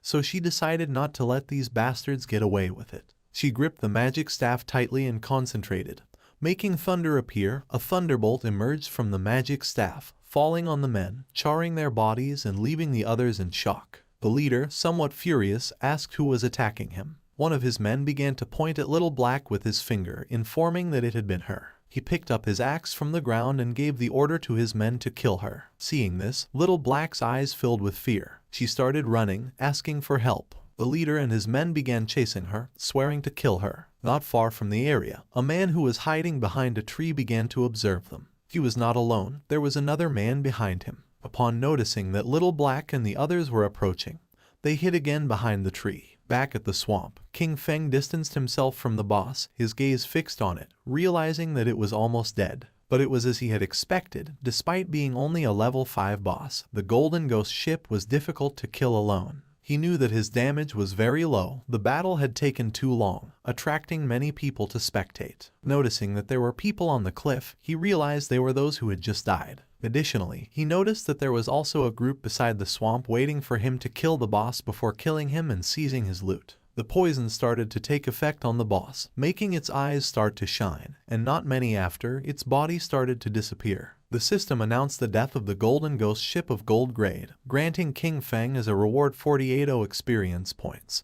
He ascended to level 8, obtaining 7 evolution points and 216 days of tradable lifespan. Our boy activated Shadow Sneak. It had been a good dream, but it was a shame that it had miscalculated. A general system notification sounded everywhere, revealing that the player Shadow from Shell Town had been the first on the server to kill a gold grade boss, receiving 3 reputation points. The notification caught the attention of all the players in the area. No one knew who Shadow was or why he was so strong. Others were furious since the first person to kill the gold grade boss had to be from Han City. In Shell Town, Wang Men looked at the system notification with confusion, as it had only been a short time since Shadow was fighting against the bronze boss by himself. Only a short time had passed and he had already killed a gold boss solo. He did not know why the difference between Shadow and the others was so great. King Feng's sister's eyes began to shine with determination.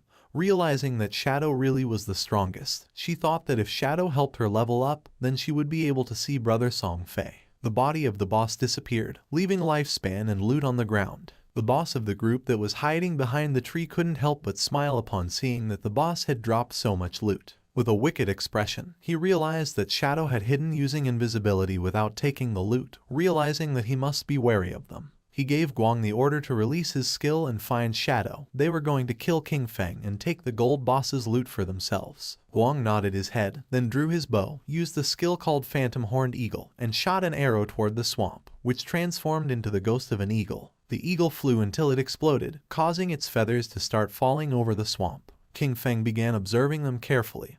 He did not expect this hunter to learn this anti-invisibility ability so quickly. For him, it was no surprise that they were so confident in killing him and seizing his loot, but it was a pity that his assassin class came with an extra point in invisibility level.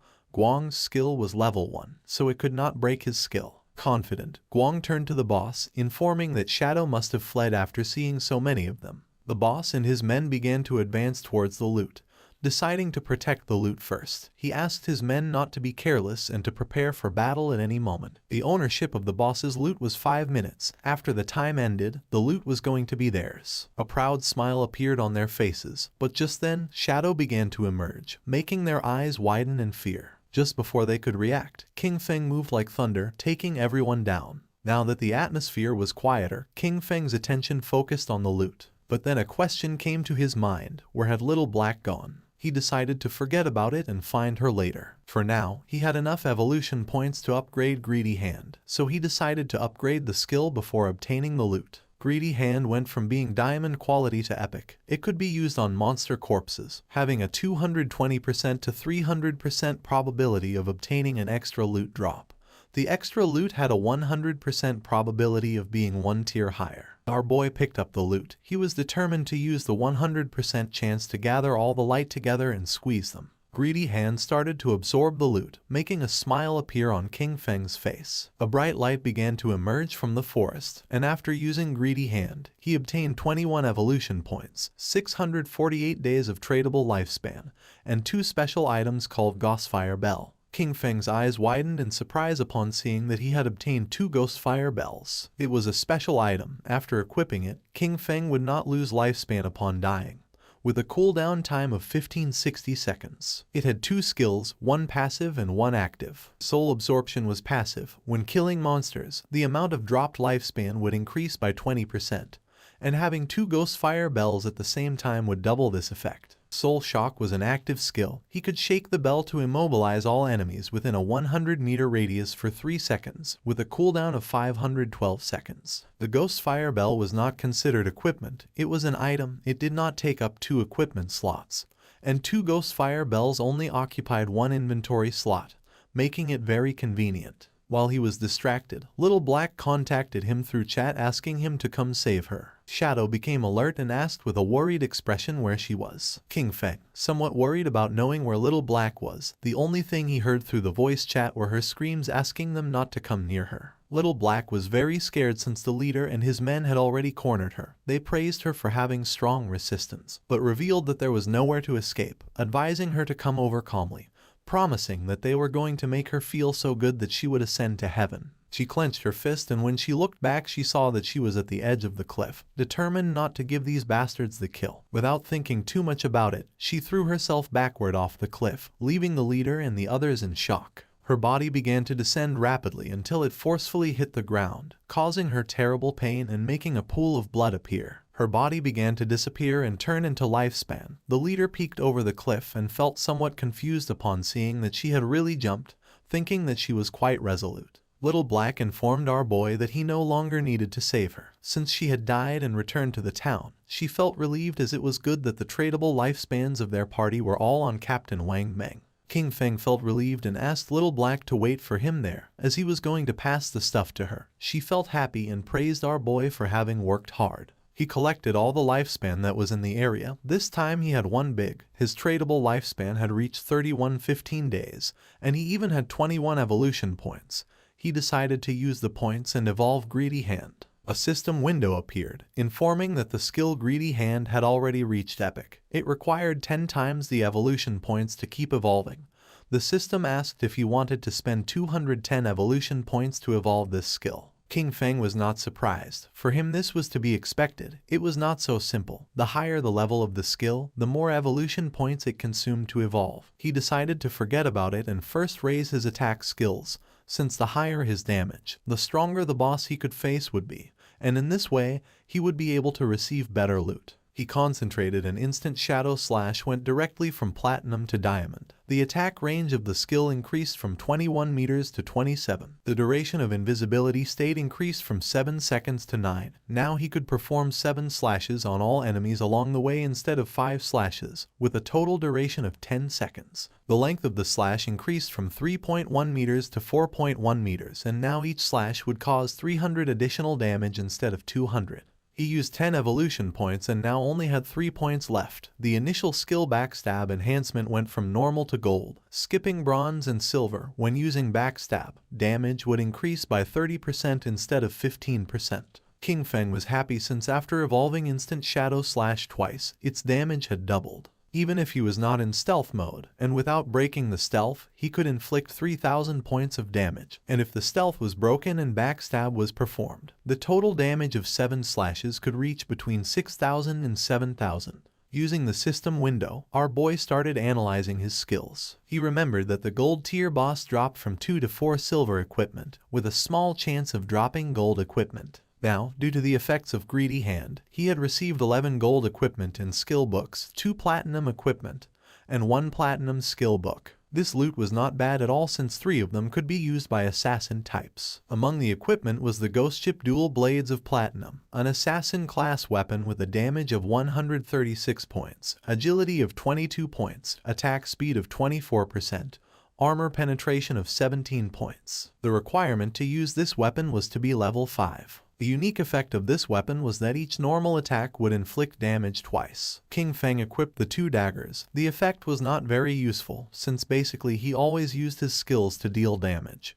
But the base attack of this weapon was quite high, and it also had 22 agility points. The attack speed was also going to increase the skill casting speed, reducing the recovery time, so it was not totally useless, and as for the armor-piercing properties, the benefits were also quite high. Then, our boy equipped the Ghost Fire Leather Armor of Gold Tier with a physical defense of 25 points, fire element resistance of 50 points, damage block of 14 points, granting 419 health points, and the requirement to use this equipment was to be level 5. He was amazed since leveling up had not increased his constitution. His current health was 350 points, and this equipment had actually added 419 health points directly. When he put this on, most players now wouldn't even be able to break his defense. Using the system, he decided to make his defensive equipment invisible, and use the starting appearance of the assassin class. This way, others wouldn't be able to see his equipment with their eyes and would have to enter the game interface to check. This wasn't over yet since there was still one last piece left. Upon checking the inventory, he saw that it was a skill book. It was called Ghost Shadow Blur of Gold Tier, an assassin class skill. It had a passive, it granted 15% dodge rate, and dodge activation granted immunity to all damage. King Feng was happy to have finally obtained an assassin survival skill, but then he remembered that this skill was very weak because it was very difficult to increase the dodge rate in this game. And if one spent effort to raise the dodge rate, the other attributes would be low. And if the dodge was not activated, it would be very dangerous. Our boy's body began to shine since he was different from the rest. He could evolve skills infinitely. While increasing the dodge rate, he would not sacrifice other attributes, so there were only benefits for him. King Feng started to move away from the area and decided it was time to return. The remaining loot consisted of warrior, priest, and archer items. He could sell them to Wang Meng with a 10% discount, and although they couldn't afford them now, he was sure that with Wang Meng's personality, he would sell them on credit. This great upgrade was all thanks to Little Black. Without this koi, he wouldn't have been able to find a level 5 ghost ship to attack, so he decided to thank her. King Feng passed by a tree and just at that moment, the leader, who was furious, and his men appeared. King Feng noticed them, and they did too, and their faces turned pale. With eyes full of fear, they started running upon seeing Shadow. As expected, King Feng was not going to let them escape, so he used Shadow Stealth, and while the skill was activating, he let out a sigh. Just before they could take another step, King Feng moved like thunder and finished off all the subordinates. Upon seeing this, the leader panicked and ran with all his strength, but King Feng was not going to allow this. Our boy appeared in front of him and deactivated the invisibility skill. The leader's face touched King Feng's, his eyes filled with tears and fear. He admitted he was wrong and promised not to do it again, begging our boy to please let him go since he had less than 1 year of lifespan left. With a cold gaze, King Feng asked if he had first thought about his own fate when attacking others. Without remorse, King Feng attacked with a poison dart, and while the leader was writhing in pain, he turned his back and left. Since he had killed too many players, he received a layer of status called Killer. Currently in the first layer of the Killer status, he was going to lose 75% of his current lifespan upon death. King Feng was calm since he had the Ghost Fire Bell. If he was careless and died once, he would not lose any lifespan. King Feng returned to Shell Town and everyone's gaze fixed on him. People started talking among themselves since he had killed a gold tier boss. Everyone was in shock. Seeing that he was not wearing any equipment, some thought that he must have exploited bugs to defeat the boss. While our boy was walking through the area, a man approached and asked him to please wait. King Feng turned curious. Showing a skill book with a smile, the man mentioned that they had mistakenly bought this assassin's skill book, asking him to please accept it and take it as if nothing had happened between them. The system identified the skill book. It was a common tier called Impale. It was a single target skill. Upon hitting, it added 20 attack points and caused stun for 2 seconds, with a cooldown of 22 seconds. King Feng took the skill book and his eyes widened in surprise since it was a control skill. After taking the book, he went on his way, and the man and the others on theirs. One of the men, furious, told Xian Shao that they had been killed by King Feng. For him, it was too cowardly to have to give a skill book to him. The other man nodded since no one treated them like that. The other man decided to use each of their connections to gather people, with everyone contributing. Even a single spit from each of them could drown King Feng, so there was no reason to fear him. With a serious gaze, Xian Shao made it clear that Shadow was growing so fast and leveling up by himself, so he must have a great secret. He wanted to find him in real life and kidnap him, since not only would they learn his secret, but they could even make him their slave to collect lifespan for them. The man praised Xiao Shao for this great plan. Xian Shao decided to have the family send a woman to try to extract information from King Feng. When he had heard Shadow's voice just now, it sounded very foreign. He knew he was not within their circle, which meant that he was very poor. They decided to find a professional beauty, as they were sure that King Feng would fall into the trap. King Feng met with Little Black and asked her to accept the trade, since he wanted to give her some things. Upon hearing this, her eyes filled with excitement, but she explained that her name was not Little Black but Big Plum. King Feng gave her a powerful skill and a necklace, and upon using them, fire began to emerge from her magic staff. She was happy because with this skill and the necklace, her damage had multiplied several times. Moreover, her mana regeneration had more than doubled. She thanked him from the bottom of her heart. Our boy said there was no need, explaining that he was just following their agreement, asking her to give him the space ring. With a smile, she took the space ring out of the inventory and said that he could keep it. With her face blushing, she revealed that when she was escaping in the forest, she had discovered an underground cave that seemed to be the entrance to a ruin, asking if he was interested. King Feng was somewhat surprised, since first it had been the Golden Ghost ship and now it was a ruin entrance, realizing that it was really beneficial to be friends with this girl. The sincerity was mutual. If he had not given her 2 equipment of gold, maybe she would not have told him this information. With this space ring, his inventory had finally reached 27 slots. King Feng asked where Wang Meng was, promising that once he sold them the things, he would go to the ruins she had mentioned to take a look. She extended her hand, revealing that the captain and the others had gone to train the new priest, so they were not going to return soon. Using the map, she marked the entrance of the ruins, explaining that there was a stone slab on the ground behind the bushes. She moved the slab aside and hid inside while fleeing, but she had only walked a few steps when she heard screams from within. She was so terrified that she ran out, otherwise those guys would not have caught her. King Feng disappeared and decided to head to the ruins right now and trade with Wang Meng when he returned. Little Black was somewhat confused. Our boy left Shell Town and entered the forest. Originally he wanted to find some place to grind to level 10. But since there was a ruin, there was no need to grind. Mainly there were 3 types of ruins that appeared in a beginner's town. They were tombs, cursed ruins, and temples of faith. No matter what type of ruin it was, the small mobs were all bronze tier. There might even be some silver tier monsters. For him they were a sea of lifespan and evolution points. Following the location that Little Black had marked on the map, King Feng arrived at the entrance of the ruin. Without wasting time, our boy entered, remembering that there were mainly 3 types of ruins that appeared in a beginner's town: tombs, cursed ruins, and temples of faith. There was not much to say about the tombs.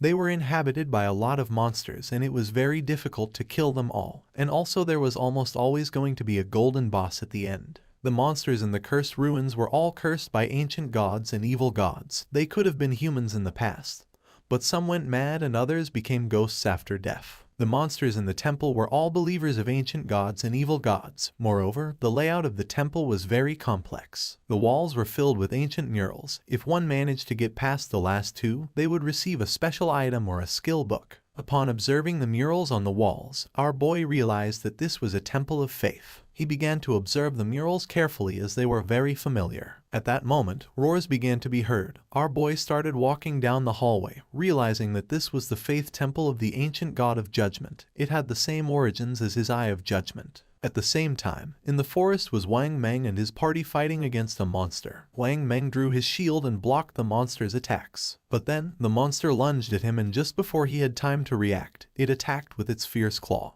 causing Wang Meng's body to fly through the air, inflicting terrible damage on him. Seeing that the captain was injured, the party's archer panicked and gave the order to the healer to heal. King Feng's sister was paralyzed with fear, not knowing what to do. With tears in her eyes, she tightly grabbed the magic staff and asked how to do that. While they were distracted, the monster jumped and prepared to attack. Seeing this, the party's swordsman drew his sword and gave King Feng's sister the order to use her skill. But instead of obeying, she fell to her knees on the ground, dropped her magic staff, and began crying in fear. The monster attacked again and Wang Meng's party was eliminated and they were teleported to Shell Town. Wang Meng and his men were furious. Little Black, who was in the area, greeted them and with a smile asked why they were back so soon, explaining that the expert Shadow was still not back so they couldn't buy equipment now. The archer, who was furious, started pointing at King Feng's sister and said he had never seen someone as stupid as her. She didn't know how to dodge monster attacks, nor how to use her skills. Xiao Yu started to cry, not knowing what to do. Little Black stood in front of her and with a confused expression asked the archer why he was so fierce, explaining that she was a beginner,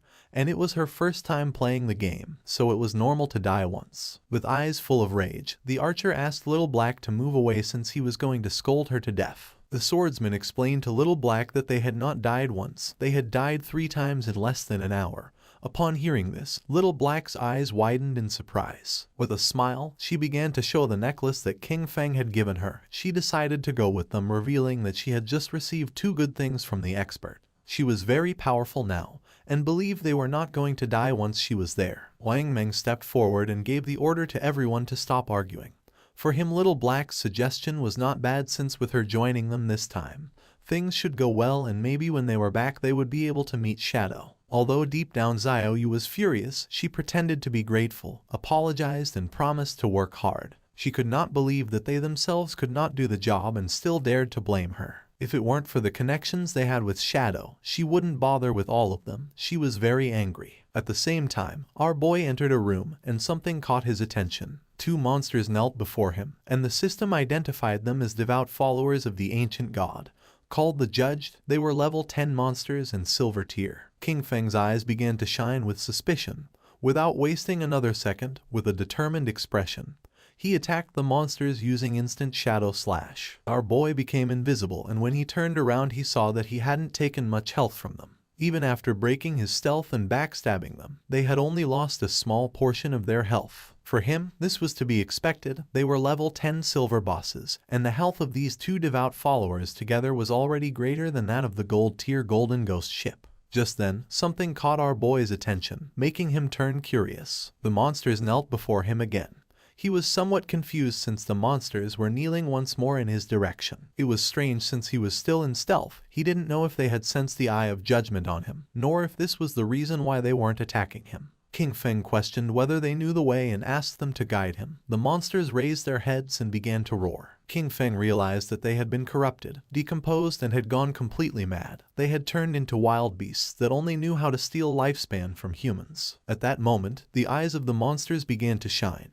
And not long after, they turned their backs on our boy and ran off. Right at the door of the room there was a group of players. The monsters felt their presence and began to charge at them. The players realized that these bosses were silver tier. They could not face one, so they decided to flee from this place. Just before they could do it, the monsters attacked and toxic mist began to melt their bodies. Their bodies disappeared, dropping lifespan orbs. They were the team of the girl who had bought Ice Spike from our boy, called Grey Rose. He never thought that they would also find this ruin. Judging by the current players' equipment levels, King Feng came to the conclusion that no one was equipped to go deep yet. Our boy deactivated stealth and decided to pick up the lifespan. The monsters knelt before him again. These guys had lost more than 100 days of tradable lifespan, and our boy didn't expect them to be rich. Our boy returned to the room and started searching. Several minutes passed and after searching around, he hadn't found anything. There were no traps or treasures. So he came to the conclusion that there were only 2 silver mini-bosses. His eyes began to shine with rage and he decided to forget it. Without hesitating for a second, he attacked using the poison darts, which embedded themselves in the heads of the monsters. As a reward for having killed 2 silver tier bosses, he obtained 4,000 experience points and ascended to level 9, obtaining 4 evolution points and 188 days of tradable lifespan. King Feng used Greedy Hand and the bodies of the monsters began to disappear. He felt happy since the epic tier Greedy Hand was absolutely insane.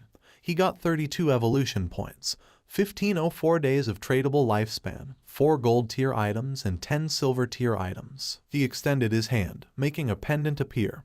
He was happy since he had obtained a gold tier item for assassins. It was the Pendant of the Faithful, an assassin class accessory. It was going to grant 15 agility points and 20% cooldown reduction, with the unique effect of summoning a silver tier devout follower to fight for you with a cooldown of 6,000 seconds. King Feng clenched his fist. This necklace had good stats. The 20% cooldown reduction was going to lower the cooldown of his stealth skill from 22 seconds to 19. The cooldown of poison darts dropped from 4.35 seconds to 3.75 seconds. That of instant shadow slash went from 10 seconds to 8. Grinding had become much more efficient, since all his other gear required being above level 8. No one else could use this yet, so he decided to keep it for now and sell it later. Just when King Feng was about to leave, the ground started moving. Our boy became somewhat curious, and when he turned around, a small pillar emerged. His eyes began to shine with joy, since after eliminating all the monsters, the mechanism had been activated.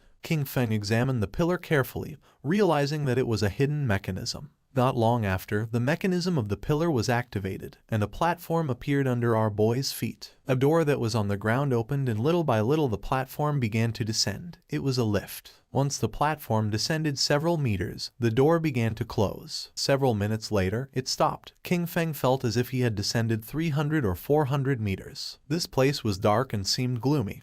King Feng's attention was fixed on it. Thanks to his knowledge, he realized that this was the maze hidden beneath the temple. He knew there was a certain chance that a hidden maze would appear in the ruins. He had explored many of them in his previous life, so he knew there were countless traps in the maze. But as long as there were people acting as cannon fodder, there was no danger in exploring them, only that it would take a lot of time. With a confident gaze, he took out the pendant. With his current attributes, if he activated any trap, he would die. But luckily he had this thing, which allowed him to summon a silver tier devout follower to fight for him. He extended his hand and used the power of the pendant to summon a devout follower, making a zombie appear on the ground. Pointing toward the hallway of the maze, our boy gave it the order to go scout. The devout follower stood up and began walking toward the hallway. King Feng crossed his arms and couldn't help but feel happy, since it was easy to explore with a lackey scouting ahead.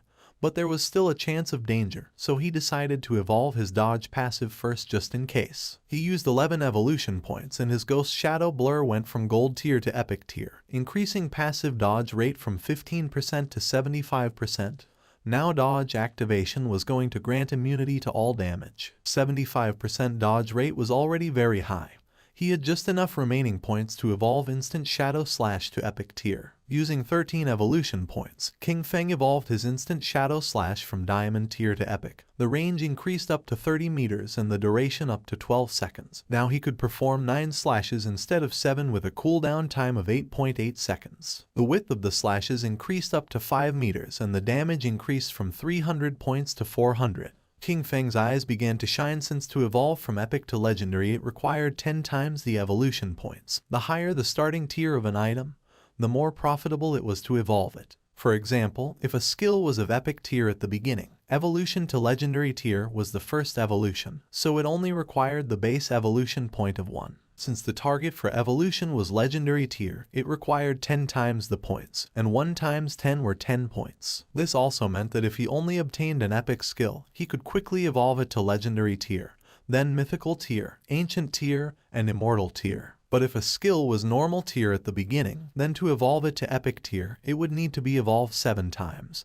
And by the time it reached the 10 times point, it would need hundreds of points. But the good thing was that, no matter in which tier the skill started, he could spend very few points to evolve it to epic tier. In other words, from now on, all his skills were going to be at least epic tier. He had 11 evolution points remaining, and he could only evolve the starter skill, Shadow Sneak. He used 8 points and the skill went from silver tier to platinum. The duration of the skill increased from 16 seconds to 24, and the attack that broke stealth increased by 90, going from 120 to 50. Cooldown went from 26 to 22 seconds. He had the attribute that reduced the cooldown speed by 35%, and for this reason, the final cooldown for Shadow Sneak was 16.3 seconds. The cooldown was still too long, and the stealth breaking attack was a bit low. He knew he needed to swap this skill in the future. While walking through the hallway, the devout follower stepped on a slab, activating a trap, and then a giant rock fell on top of it, crushing its body. Its body transformed into light. Now that the summon had died, he decided to wait for the cooldown before resummoning. This maze was complex and dangerous. He could only do this to explore slowly, and hope to find good things when the time came. In the upper layer of the temple, a man carrying a shield and a hooded woman peeked their heads through the door. The man informed his captain, Grey Rose, that the monsters had disappeared. Upon hearing this, Grey Rose couldn't help but feel somewhat surprised. They entered the room, and Grey Rose noticed that their lifespan had also disappeared, knowing that someone must have killed those monsters and taken their lifespan. But she didn't know who. The man mentioned that only the expert Shadow could kill 2 silver tier bosses. Grey Rose thought he was right but felt relieved since they wouldn't have to die again. She put her hand on her chin and remembered that when they had come here, they had seen a person who seemed to be communicating with the monsters. She didn't know if it was Shadow, nor if he had a skill that could enchant the bosses. If that was the case, he had an incomprehensible and terrifying power. At the same time, in the second layer of the temple, King Feng's devout follower died again by activating another trap. In front of our boy there was a long path leading to a door King Feng had explored for 3 hours, and this should be the end of the maze. And based on his previous life experience, using human lives to explore would kill at least hundreds. Using the pendant, King Feng summoned another devout follower again. It started walking ahead and King Feng began following closely behind. King Feng gave it the order to open the door. Following our boy's command, the monster began to use all its strength but was unable to open it. It got to the point where its body began to tremble. King Feng's eyes filled with suspicion upon seeing that the monster could not open the door. Then, he approached and touched it with his hand. By doing this, little by little the door began to open, leaving King Feng in shock. A wave and a curtain of smoke began to emerge from the other side of the door. Our boy began to sweat, knowing that this was not good. On the other side of the door, there was a room full of pillars, and in the center there was a chest covered with thorny vines. King Feng entered the room, and upon observing carefully he noticed that the chest was full of thorns. It was locked, and next to it there was an NPC. The NPC was a woman who had the lower part of her face bandaged. The system tried to detect her stats, but it was unable. King Feng's eyes widened in surprise when he saw that there was no information about her. It was the first time he met such a mysterious NPC. The woman began to whisper in a strange language, and then she knelt down and her body transformed into light and began to disappear. King Feng started to observe her closely, not knowing why she had disappeared. Then, the thorns that were on the treasure chest also began to disappear. King Feng did not lower his guard since even though he could not see the information of that mysterious woman, he knew that she must be related to the Eye of Judgment. The chest began to shine golden, and our boy noticed that it contained epic tier items, but he knew he had to be careful since there was a chance he would encounter a mimic or a trap. Pointing at the chest, King Feng gave the order to his summon to go open it. Following the order, the monster opened the chest and a bright light began to emerge from it. King Feng's eyes widened in surprise as he realized it was a skill book, a godly skill for assassins containing passive and active effects. The chest contained an assassin-type skill book of epic tier called the Stole of Mercy. It had the passive effect of 100% weak point hit correction, and weak point damage multiplier doubled. The chest also contained an active skill called Slit Throat. Shadow's next attack was going to inflict Slit Throat, causing 100% of that attack's damage per second for 3 seconds, with a cooldown time of 60 seconds, but thanks to his skill the cooldown dropped to 44.4 seconds. King Feng noticed that the passive ability doubled the hitbox for the enemy's weak spots, but the most ridiculous part was the active skill, Slit Throat. If his next attack dealt 300 damage, the debuff would cause 300 damage per second for 35 seconds. The total damage would be 12 points, which is 3 times the original damage. King Feng began to read carefully. Skills like Instant Shadow Slash landed multiple hits, but Slit Throat only counted the first strike.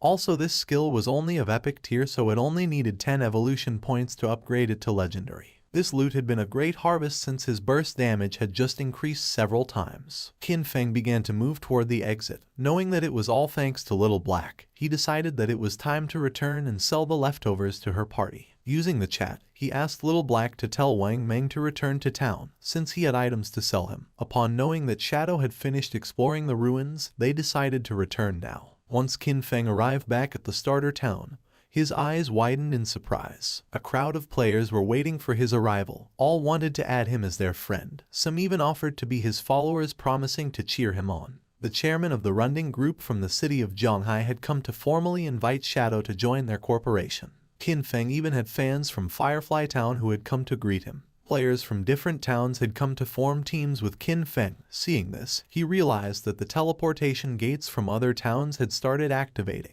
Finally, he could go to Song Fei's Firefly Town. Without wasting another second, Qin Feng disappeared without a trace, becoming a shadow. Using his invisibility skill, Qin Feng began to move away from the area and the players started fighting among themselves, thinking that he had left because they kept bothering him. Qin Feng reached Little Black and caught her attention. Raising her hand, she informed her captain that the expert's shadow had arrived. Something caught Qin Feng's attention. It was none other than his sister, Qin Xiaoyu. She began to show a kind smile. Many questions came to Qin Feng's mind. He didn't know how she had managed to get into Wang Meng's team, knowing that Wang Meng's crew could be destroyed because of her. He knew he had to be careful, since everyone knew that Shadow existed now.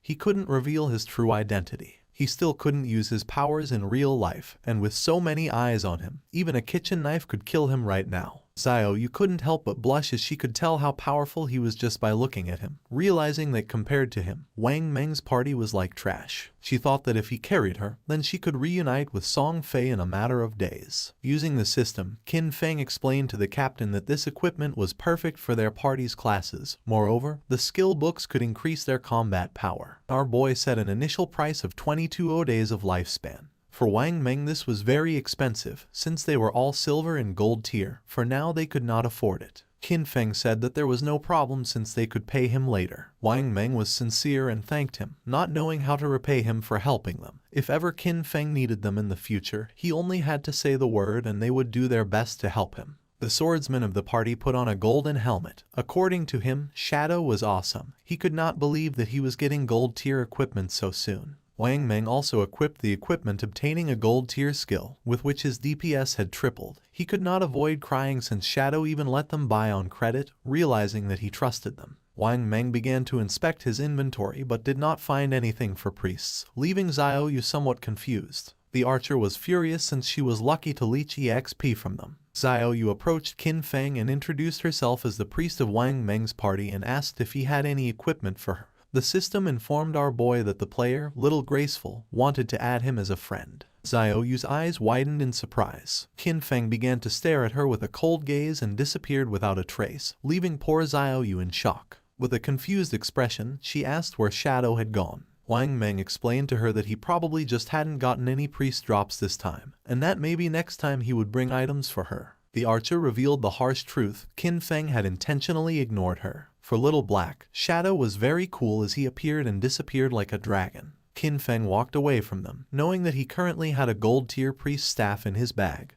and also a gold tier priest skill book. But there was no reason why he would give such precious things to Qin Xiaoyu. As he progressed, he would have tons of unused equipment and skill books. Selling them individually wasted too much time. But Wang Meng's backing with the authorities was perfect for bulk buying of him. He could not allow Xiaoyu to affect his cooperation with the authorities. He needed to quickly find a priest for Wang Meng's team to replace her. His eyes began to shine with seriousness when he thought that he needed to find Little Zhu quickly. Gu Yixu, the former manager of the Godslayer Guild in his past life, she was a hidden class priest called White Avian Priestess, which came with a white bird that could heal and apply buffs. She was the only priest he knew who could defeat epic tier bosses alone. She was his powerful ally, and compared to her, Qin Xiaoyu was complete trash. Qin Feng activated the gate, remembering that Little Zhu was also from Firefly Town.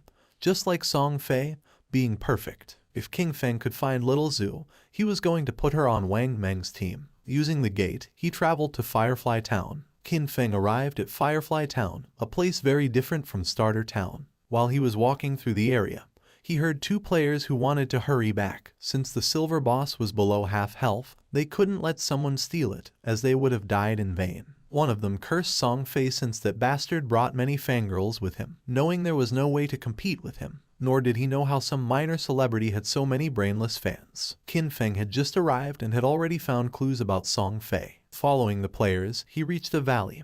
This was the level 5 area, called Wailing Valley. The monsters in this place were Emberfiends and the Shackles. After walking a bit, he started to hear players fighting. When peeking his head out, he saw a group of players attacking a two-headed monster with its body surrounded by flames. Qin Feng knew that this twin-headed Emberfiend was a silver tier boss, and noticed that the situation was somewhat chaotic since many players were attacking each other. When observing closely, Qin Feng saw a group of players, and among them was the bastard Song Fei. Two players stood in front of Song Fei's team and drew their weapons. One of them had been ambushed by Song Fei, and his lifespan had been stolen by him. He swore to kill him. With a smile, the player carrying a shield asked if Song Fei thought that hiding behind his mage girls made him safe, revealing that he had the godly anti-mage skill. Just before he could take a step, one of Song Fei's mages crushed his head using the magic staff. Qin Feng remembered that Song Fei, with the title Heaven-Defying Mage God, had the mage class. In his past life, this bastard tricked a bunch of fans into choosing the mage class, only to take all their equipment and skills to strengthen himself quickly. But a team couldn't be made up of only mages, so his fangirls came up with a solution. Some put their attribute points into intelligence to become glass cannon mages. Some put their points into agility to become disruption mages. Others used their points on health to become meat shields, and some chose strength to become battle mages who attacked using their staff. In the early stages, Song Fei's team was extremely dominant, stealing lifespan from players everywhere without anyone being able to stop them. And as expected, as the game went on, most of his fangirls died pretty quickly. Pointing at the boss with his finger, Song Fei made up a lie saying that his fans were working so hard that now his heart hurt. He hoped the boss would die soon so everyone could rest, and also that the world would be full of love and free of violence. The twin-headed Emberfiend began to advance towards Song Fei's group. One of Song Fei's fans explained that this was not hard for them since the one who was trying the hardest was him. According to her, he worked so much that he shouldn't have to endure all this. She started pointing at the monster and decided to kill it so it wouldn't hurt their beloved Song Fei. Song Fei's fans began attacking the monster by casting spells. They were willing to defeat it so that Song Fei would become king, swearing to follow him no matter where he went. The monster opened its mouth and launched a burst of fire towards Song Fei, putting him on alert. But just before the burst of fire could get close, one of his fans stepped in the way, taking the attack fully. Song Fei took the girl's hand and began to show a sad gaze, while the woman's body was disappearing. With tears in her eyes, she swore to do anything for him. The chubby girl tightly grabbed her magic staff and told the others to get angry since if they killed this ugly monster, brother Song Fei would be able to ascend to first place in the ranking. He had to surpass Shadow. This made the others excited. Raising their weapons, they swore to conquer the world, dominate the heavens, and fight alongside Song Fei. They summoned several powerful spells, causing thunderbolts to strike the monster. Song Fei realized that it was going to die, knowing that this silver tier boss was hard to kill. He couldn't help but wonder how someone had been able to defeat a gold tier boss alone. He was sure that Shadow had used a bug. Song Fei had many fans helping him and was only level 7. He didn't know how Shadow leveled up so fast. A smile spread across his face since once he defeated this silver tier boss, he was going to level up to 8. He knew that Shadow had been stuck at level 9 for a long time, so he decided to take the opportunity to surpass him and become the #1 player of the God-forsaken game. Just then, a hand surrounded by Shadow grabbed Song Fei by the mouth. In the blink of an eye, Qin Feng decapitated Song Fei, and using instant Shadow Slash, cut his body into pieces. Blood began to emerge from the mouth of the bastard Song Fei. His fans went into shock, and just before they could take another breath, Qin Feng attacked again. Moving like thunder, he cut the bodies of the fans and of the boss into pieces. A system window appeared, informing that the boss had been defeated and granting him 15 experience points. The boss fell to the ground and its body began to transform into lifespan. The players were in shock since they couldn't believe that Shadow had killed the boss with a single strike. A single attack from Shadow did thousands of points of damage, while theirs only did 100 points of damage. Shadow was 10 times stronger than them. The corpse of the boss transformed into orbs of lifespan, and Qin Feng deactivated his stealth skill. The smartest players realized that it had been an AoE attack. They couldn't believe that a single attack had killed Song Fei and all his gang of fans. Upon observing closely, they saw Shadow and remembered that he was the one who had achieved the first global kill of the gold tier boss. They decided to leave and let Shadow have the loot. They began to cheer for Shadow for having avenged them by killing Song Fei's gang. Qin Feng knew that they were only afraid of being attacked, and that's why they could only join forces to attack him. In his past life, he would not have hesitated to kill them. At the same time, Song Fei respawned again in Firefly Town. The system reported that he had been killed by Shadow, and he lost 1106 days of tradable lifespan, and 18 years and 113 days of non-tradable lifespan. Song Fei panicked and realized that Shadow had come to Firefly Town. He couldn't believe that out of the hundreds of starter towns in Zhonghai City, he had come to his to steal the kill. His fans also respawned again. The chubby girl felt confused to see that Song Fei had also died. The other girl was furious since she didn't know why Shadow had killed them. The other thought that Shadow wanted to steal the silver tier boss. According to them, he was evil for taking advantage of Song Fei being distracted to launch a surprise attack. Just then, an archer approached Song Fei and with a nervous expression asked if she could join his team, revealing that she had the skill called Eagle Eye, and she could detect invisible enemies. Song Fei's fans told the girl to get lost since he had said he only wanted mages in his party. The chubby girl thought her efficiency at killing monsters was too low, and she would only affect Song Fei's progress in the ranking. Song Fei extended his arms and explained that although she was an archer, she could be part of his family since he believed that love could fill everything. He took the woman's hand and with a kind expression mentioned that he had felt her strong emotions. It didn't matter if she was an archer. He decided to let her join his team, swearing they would strive together to level up. Having Song Fei so close made her blush and tears of joy began to flow from her eyes. An assassin appeared and mentioned that she could also become invisible, swearing that she was going to make Shadow pay for having killed him. The mage revealed that she had learned a new AoE skill and could freeze Shadow. Song Fei extended his arms, making it clear that his family was full of love. Any girl who wanted to join his team was welcome. The girls began to cry with joy and swore to stand by Song Fei forever. According to them, Shadow had no honor for having attacked their beloved Song Fei by surprise. They promised that he was going to pay the price. As soon as they found Shadow, they were going to let Song Fei kill him so that he could learn what happened when someone messed with Song Fei. The attention of two players focused on them. They didn't know what Song Fei wanted to do now, but they were aware that someone had killed him out there, being very satisfying. They remembered that there were many girls protecting Song Fei, so they didn't know how he had been killed. But then they realized it must have been Shadow. According to them, Shadow was incredible. And seeing the girls crying for Song Fei, they thought these girls were not right in the head. A smile spread across Song Fei's face as he was confident that with so many people as witnesses, when he defeated Shadow, everyone would know that it was useless to be strong if one fought alone, especially being an assassin. According to him, Shadow was a soft assassin who had dared to challenge a great and noble mage like him. At the same time, Qin Feng picked up the loot using Greedy Hand, obtaining 16 evolution points, 217 days of tradable lifespan, 6 pieces of silver tier loot, and 1 piece of golden tier loot. Qin Feng decided to evolve the skill Graceful Liberation, consuming 10 out of 19 points. The skill went from epic to legendary. The passive effect Weak Point Attack Correction went from 100% to 200%, and the weak point attack multiplier was doubled. The active effect also improved. The next attack was going to trigger Throat Slit effect, causing 150% attack damage per second instead of 100%. With a duration of 3 seconds, the cooldown of the skill went from 30 seconds to 18.5.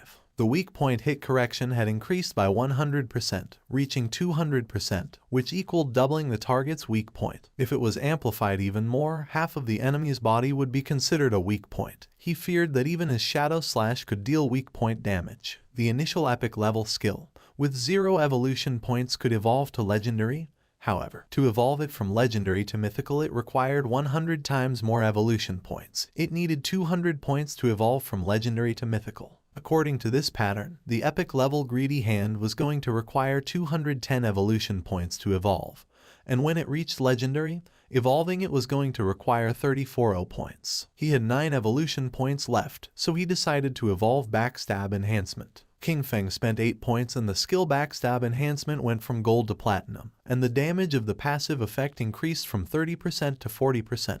A silver tier boss, plus the group of players, had given him a total of more than 14 days of tradable lifespan. His mission had been fulfilled, so he decided it was time to return. While Qin Feng was distracted, a girl tried to attack him by surprise. She intended to kill him. Shadow began to observe her in silence, and dodged the attack without much effort. The girl attacked again, but he evaded it again without problems. The girl was in shock to see that he could dodge all her attacks. Without wasting any more time, she used stealth and disappeared. Just then, Song Fei's fans appeared on top of the cliff. They had cornered him and swore to avenge Song Fei. The mages of Song Fei raised their magic staffs, and the archer who had just joined the team began to aim her bow at Qin Feng. They were furious and swore to avenge Song Fei. Qin Feng used stealth and disappeared into the air, becoming a shadow. Upon seeing this, the archer used her skill called Eagle Eye and made it clear that Qin Feng's invisibility was useless. Her arrow transformed into a ghost eagle until several seconds later it exploded and its feathers began to descend from the sky like drops of rain. The feathers began to fall on the assassin from Song Fei's party and her stealth was deactivated, making her visible. The chubby girl clenched her fist and felt happy believing they had detected King Feng. She gave the order to the others to use their most powerful skills and attack with everything. Following her order, Song Fei's fans used their most powerful skills to attack. A rain of powerful spells began to descend upon the assassin. Seeing this, she panicked and tried to tell them that she was not King Feng. It was already too late, as the spells hit her body directly, creating a great explosion. Instead of feeling sad, the chubby girl felt furious since she didn't care about this anyway because she wasn't a mage, and that showed that she didn't sincerely love Song Fei. According to her, this was a punishment from heaven for her falseness. She gave the order to the archer to launch the eagle again to find Shadow. The archer nodded with her head, but at that moment, King Feng took out the Ghostfire Bell and started shaking it, activating its active effect called Soul Attack, which could immobilize all enemies within a range of 100 meters for 3 seconds, with a cooldown of 521 seconds. Just before the archer could use her skill called Eagle Eye again, an aura appeared around her body and those of her friends, leaving them immobile. Seeing this, they felt confused. Just before they could take another breath, King Feng appeared and using Instant Slash, attacked like thunder, cutting their bodies into pieces without even giving them a chance to react. Song Fei, who was hiding behind the corner, peeked his head out and felt confused not knowing what was happening or why they had suddenly died. At first he thought the culprit was Shadow but then dismissed this idea since if he had made a move, he would have revealed himself. King Feng, who was invisible, approached him and with an arrogant gaze made it clear that his death was near. Upon hearing Shadow's voice, Song Fei's eyes widened in fear and surprise, making him tremble. Without losing another second, he activated his magic shield, causing a powerful shield to appear around him. But to his surprise, King Feng launched a poison dart which passed through Song Fei's shield without much trouble, breaking it into pieces. The dart hit him squarely on the forehead, making the bastard Song Fei fall to the ground and start screaming in agony. Song Fei's body transformed into orbs of lifespan. King Feng deactivated stealth and upon seeing that Song Fei had so much remaining lifespan, he realized that originally he had more than 2,000 days of tradable lifespan. Song Fei's body disappeared, leaving only lifespan. King Feng began to observe it and felt somewhat confused since he didn't know why his fans had no tradable lifespan, realizing that they had given all their lifespan to Song Fei. A lot of time had already passed and there were still people thinking that the godforsaken game was just a game. The crazy fans were truly terrifying. For our boy it was a shame since the tradable lifespan added up in total to several hundreds of years, and now it was only going to go to the nearby monsters. Back in Firefly Town, Song Fei and his fans respawned again. Song Fei was furious since out of more than 2,000 days of tradable lifespan now he only had 500 left. With a confused gaze he asked the archer why she hadn't been able to find King Feng using her detection skill. She explained that she had indeed used the skill, but the only thing she had found was their assassin sister. The chubby girl mentioned that she could see there was stealth level in her attribute panel. She didn't know if Shadow's stealth level was higher than they expected. The archer revealed that her Eagle Eye skill had a counter stealth level of 1, so she could only see targets with a level 1 stealth. If the opponent had a higher stealth level, she couldn't detect them. Song Fei felt frustrated since Shadow attacked and disappeared without leaving a trace. He didn't know how to defend against that. Touching his face, Song Fei thought that he had not offended Shadow, and now that he had also taken the boss kill, Shadow had no reason to come after him again. But then he thought maybe Shadow was jealous of his unparalleled beauty, and was going to come kill him again. Song Fei's fans raised their weapons and decided for everyone's safety to level up somewhere else. Wherever Song Fei wanted to go, they swore to follow him. Not long after, King Feng also returned to Firefly Town. After searching for a while, he thought this was strange since Song Fei and the others had left. He didn't know if they had gone to another town or logged off. Deactivating stealth, our boy asked a player who was in the area if he knew where Song Fei and the others had gone. Upon seeing Shadow, the man couldn't help but feel afraid. Pointing to one side, the man revealed that Song Fei and his fans had gone in that direction. He begged Shadow to please kill Song Fei. He also had a request. After killing Song Fei, he asked King Feng if he could spare the life of his girlfriend, a female hunter named One Flying Treasure Cat. Our boy advised the man to look for another girlfriend, realizing that his girlfriend was the hunter who could detect invisibility. Using stealth, our boy disappeared again. The man began to beg, saying that he had worked very hard to find her. Although King Feng knew the direction in which they had gone, He had no idea where they were heading, and searching everywhere was going to take too much time. The man put his hand near his mouth and started calling Shadow. Our boy knew that things would be much easier if he could find Gu Yixu. At that moment, a woman passed by his side, and his attention fixed on her, leaving him somewhat surprised. This girl was none other than Gu Yixu. Our boy deactivated stealth, and with a cheerful gaze called her beautiful and asked if she could help him. Upon seeing Shadow, she couldn't help but feel surprised. King Feng took out the golden grade staff from his inventory and mentioned that he had heard that her class could search for targets in a wide area. He promised that if she could find Song Fei, as a reward he would sell her the staff at a bargain price. Seeing this, Gu Yixu's eyes began to shine with excitement. She opened her system window and asked how he knew that she could search over a wide area. She remembered never having told anyone about it. King Feng asked if she wanted this golden grade weapon, and she said yes even though she didn't know if she could afford it. With a confused expression, King Feng asked if she didn't even have 500 days of tradable lifespan,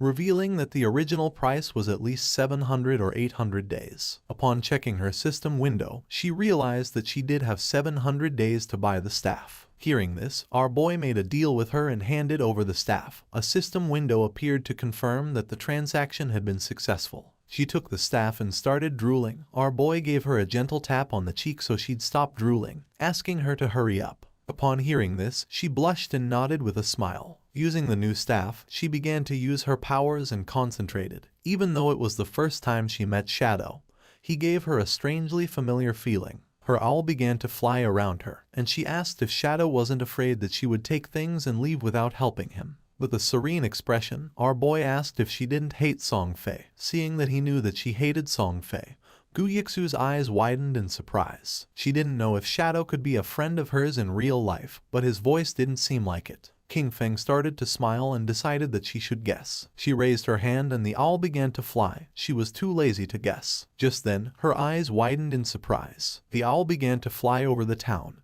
and in the distance in the middle of the canyons she saw Song Fei and his fans. Her owl finally found where Song Fei was hiding in the rocky canyons and quickly told King Feng the place. She also told him to hurry because Song Fei and his friends might leave before he got there. The owl could fly fast, but following them for too long could make it really tired. Shadow, ready to go, told her not to worry because he'd be there super quick. Right then, King Feng took off like a shot, zooming over rocks and through rough spots without slowing down. But then, the owl stopped flying. That made King Feng stop too, because it meant something was messing with their tracking. He looked around and saw a tree with a weird sign on it. Wanting to know more, he got in touch with you again, and she had the owl check the area. Soon, the owl found 2 more trees with the same signs. One was 100 meters ahead, and another was 100 meters to the left. King Feng went up to each tree, touching the symbols very carefully. When he touched all 3 with a bit of his energy, a bright light connected them. Then, the ground in the middle started shining, and suddenly, a treasure chest with a bright green light and golden glow appeared. Feng was shocked. A treasure like this in a simple place like Firefly Town. He could hardly believe it. These treasures, left by ancient gods, were super rare and could pop up anywhere. Some brought monsters, some unleashed swarms of beasts, and some, like this one, had incredible treasures. You, watching through her owl, couldn't believe it either. That green chest could be worth 1,000 days of someone's lifespan,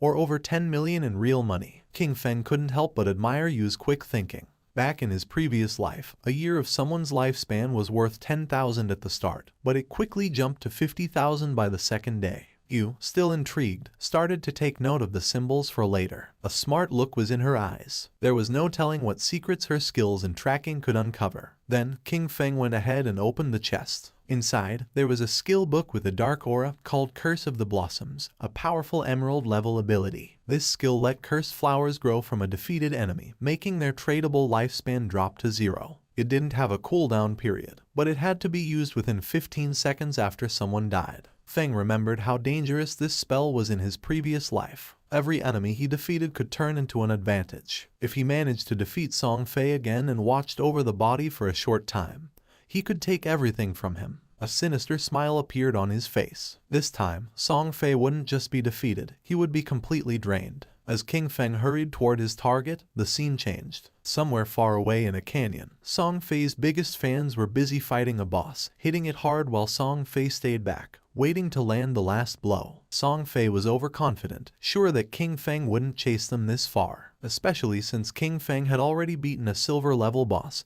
and embarrassed him twice. That should have been the end of it. But Song Fei was mistaken. Right when the boss was about to go down, the girl who was a bit heavier noticed another group fighting a different boss nearby. Song Fei, smooth as ever, convinced his fans once more. He said the other group were fans of a rival idol, trying to make him look bad. The faces of his fans twisted with anger. No one was going to outdo their dear Song Fei. Without a second thought, they charged at the other group. The other team, thinking they were about to get some help, welcomed them. But before they could even say hello, the heavy girl slammed her staff down, knocking out their leader in one hit. The rest of the team was shocked as Song Fei's fans turned on them, madly talking about idols and fate. When one of the enemy tried to ask what was going on, they were quickly shut down by a spell. Then, in a strange turn, the fans started spouting odd poems, talking up Song Fei like he was some kind of god. After they took out the other team, the girls made way for their golden prince Song Fei to finish off the boss. Song Fei kept up his act, pretending to be grateful and showering them with thanks that didn't mean a thing.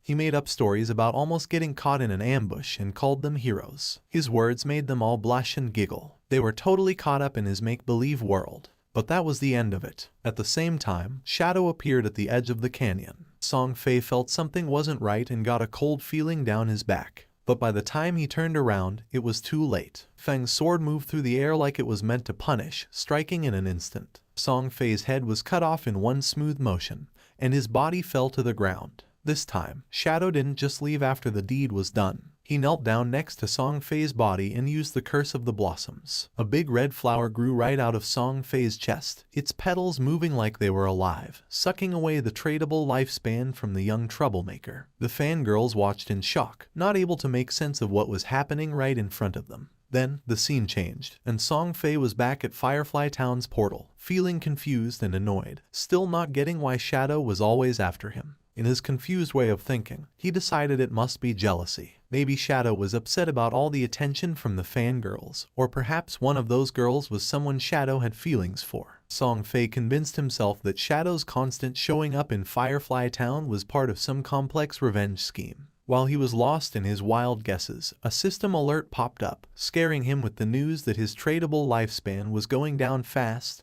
much more quickly than just from dying. At first, he thought it was some kind of penalty for dying too much, but before he could really figure it out, his fan club started showing up at the portal as well. The heavier mage girl was among them, out of breath, telling Song Fei about the creepy red flower that grew from his body, clearly taking away something important. Song Fei quickly figured it out. The cursed flower and his disappearing lifespan were Shadow's doing, thanks to a scary new ability. The realization hit him hard, and he suddenly ordered his fans to log off. He knew if they kept losing to Shadow, their tradable lifespan could drop to 0, which meant actual death. Still acting the leader, he called them his family, promising to step into the real world to extend their lifespan, and come back with new gear bought with the lifespan they had saved up. The girls, still totally under Song Fei's spell, were all in, imagining their big return to beat Shadow with new power. Even as Song Fei disappeared from the game, anger and frustration warped his face. He wasn't ready to see this as a loss. After working for 2.5 years to get to where he was, he couldn't stand the thought of being taken down by some unknown player. In his mind, with enough money, he could crush any obstacle. He just needed some time. Back where the fight had happened, red flowers were everywhere, each one growing from a fallen player, quietly taking away the tradable lifespan from Song Fei's fans. With Shadow's relentless attacks, his rank as a killer had jumped to level 4, making the loss of tradable lifespan upon death a staggering 96.8%. But Shadow wasn't bothered by this at all. Shadow figured out that this surprise attack had just added about 1,000 days to his lifespan. All thanks to Song Fei and his misguided followers. They had done the hard work of defeating monsters only to end up giving their gains to him. But the bounty didn't last forever. The flowers started to fade, and the energy stopped flowing. Shadow realized that the players had logged off to avoid losing more of their lifespan. Above, the white owl kept flying in silence. Yui had watched the whole thing, and even she was taken aback by such a show of strength. Seeing what the top player could really do was something else. When Shadow asked Yui if Song Fei had really logged off, she nodded, saying the whole group had disappeared to save themselves some time. Shadow told her calmly to keep an eye out and to let him know if Song Fei ever came back. When she wondered if her job was over, Shadow said to stay on it a bit longer. He had just gotten a golden tier priest skill called Sword of Divine Judgment, and her interest was immediately piqued. She really wanted that skill. Seeing her interest, Shadow made her an offer. He'd trade the skill for 500 days of her lifespan, but he'd cut the price in half if she agreed to one thing.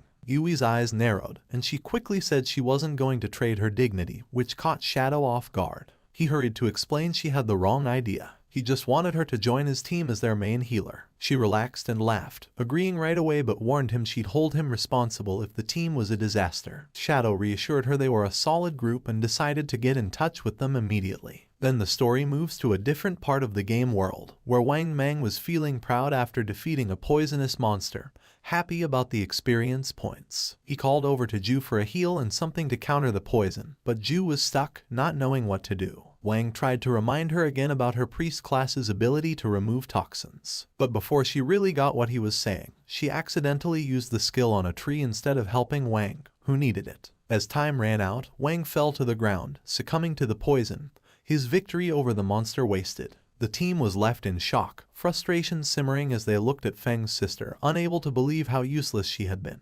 Standing near the teleportation stone later, the team leader faced a tough decision. He knew they needed a new healer since every skilled hidden class priest was already taken. But they couldn't continue like this. Zhao, on the other hand, was blissfully ignorant of her failure, lost in fantasies of being the chosen one, a goddess in this new realm. She believed her quick leveling was a sign of her destined greatness and anticipated joining her brother, Song Fei, in glory. But at that moment, news from Shadow reached Wang Mang, bringing a surge of excitement. A hidden class healer, a white bird priest, had agreed to join their team. She was also strong in other roles. This was the chance they were waiting for, and the leader immediately asked Shadow for her location. Shadow told them the new healer was in Firefly Town. It wasn't the best place for leveling up, but it was important to get together and start moving as a team. Wang agreed and got ready to head there, but he knew he had to address the issue with Zhao first. He carefully told her they were moving to a zone with higher levels because Shell Town was too crowded. He said it in a way that made it seem like her low level was the only issue, to avoid hurting her feelings. But before she could respond, the whole team took off, clearly happy to leave behind a healer who couldn't actually heal. Zhao didn't seem bothered, though. She saw their leaving as a good thing,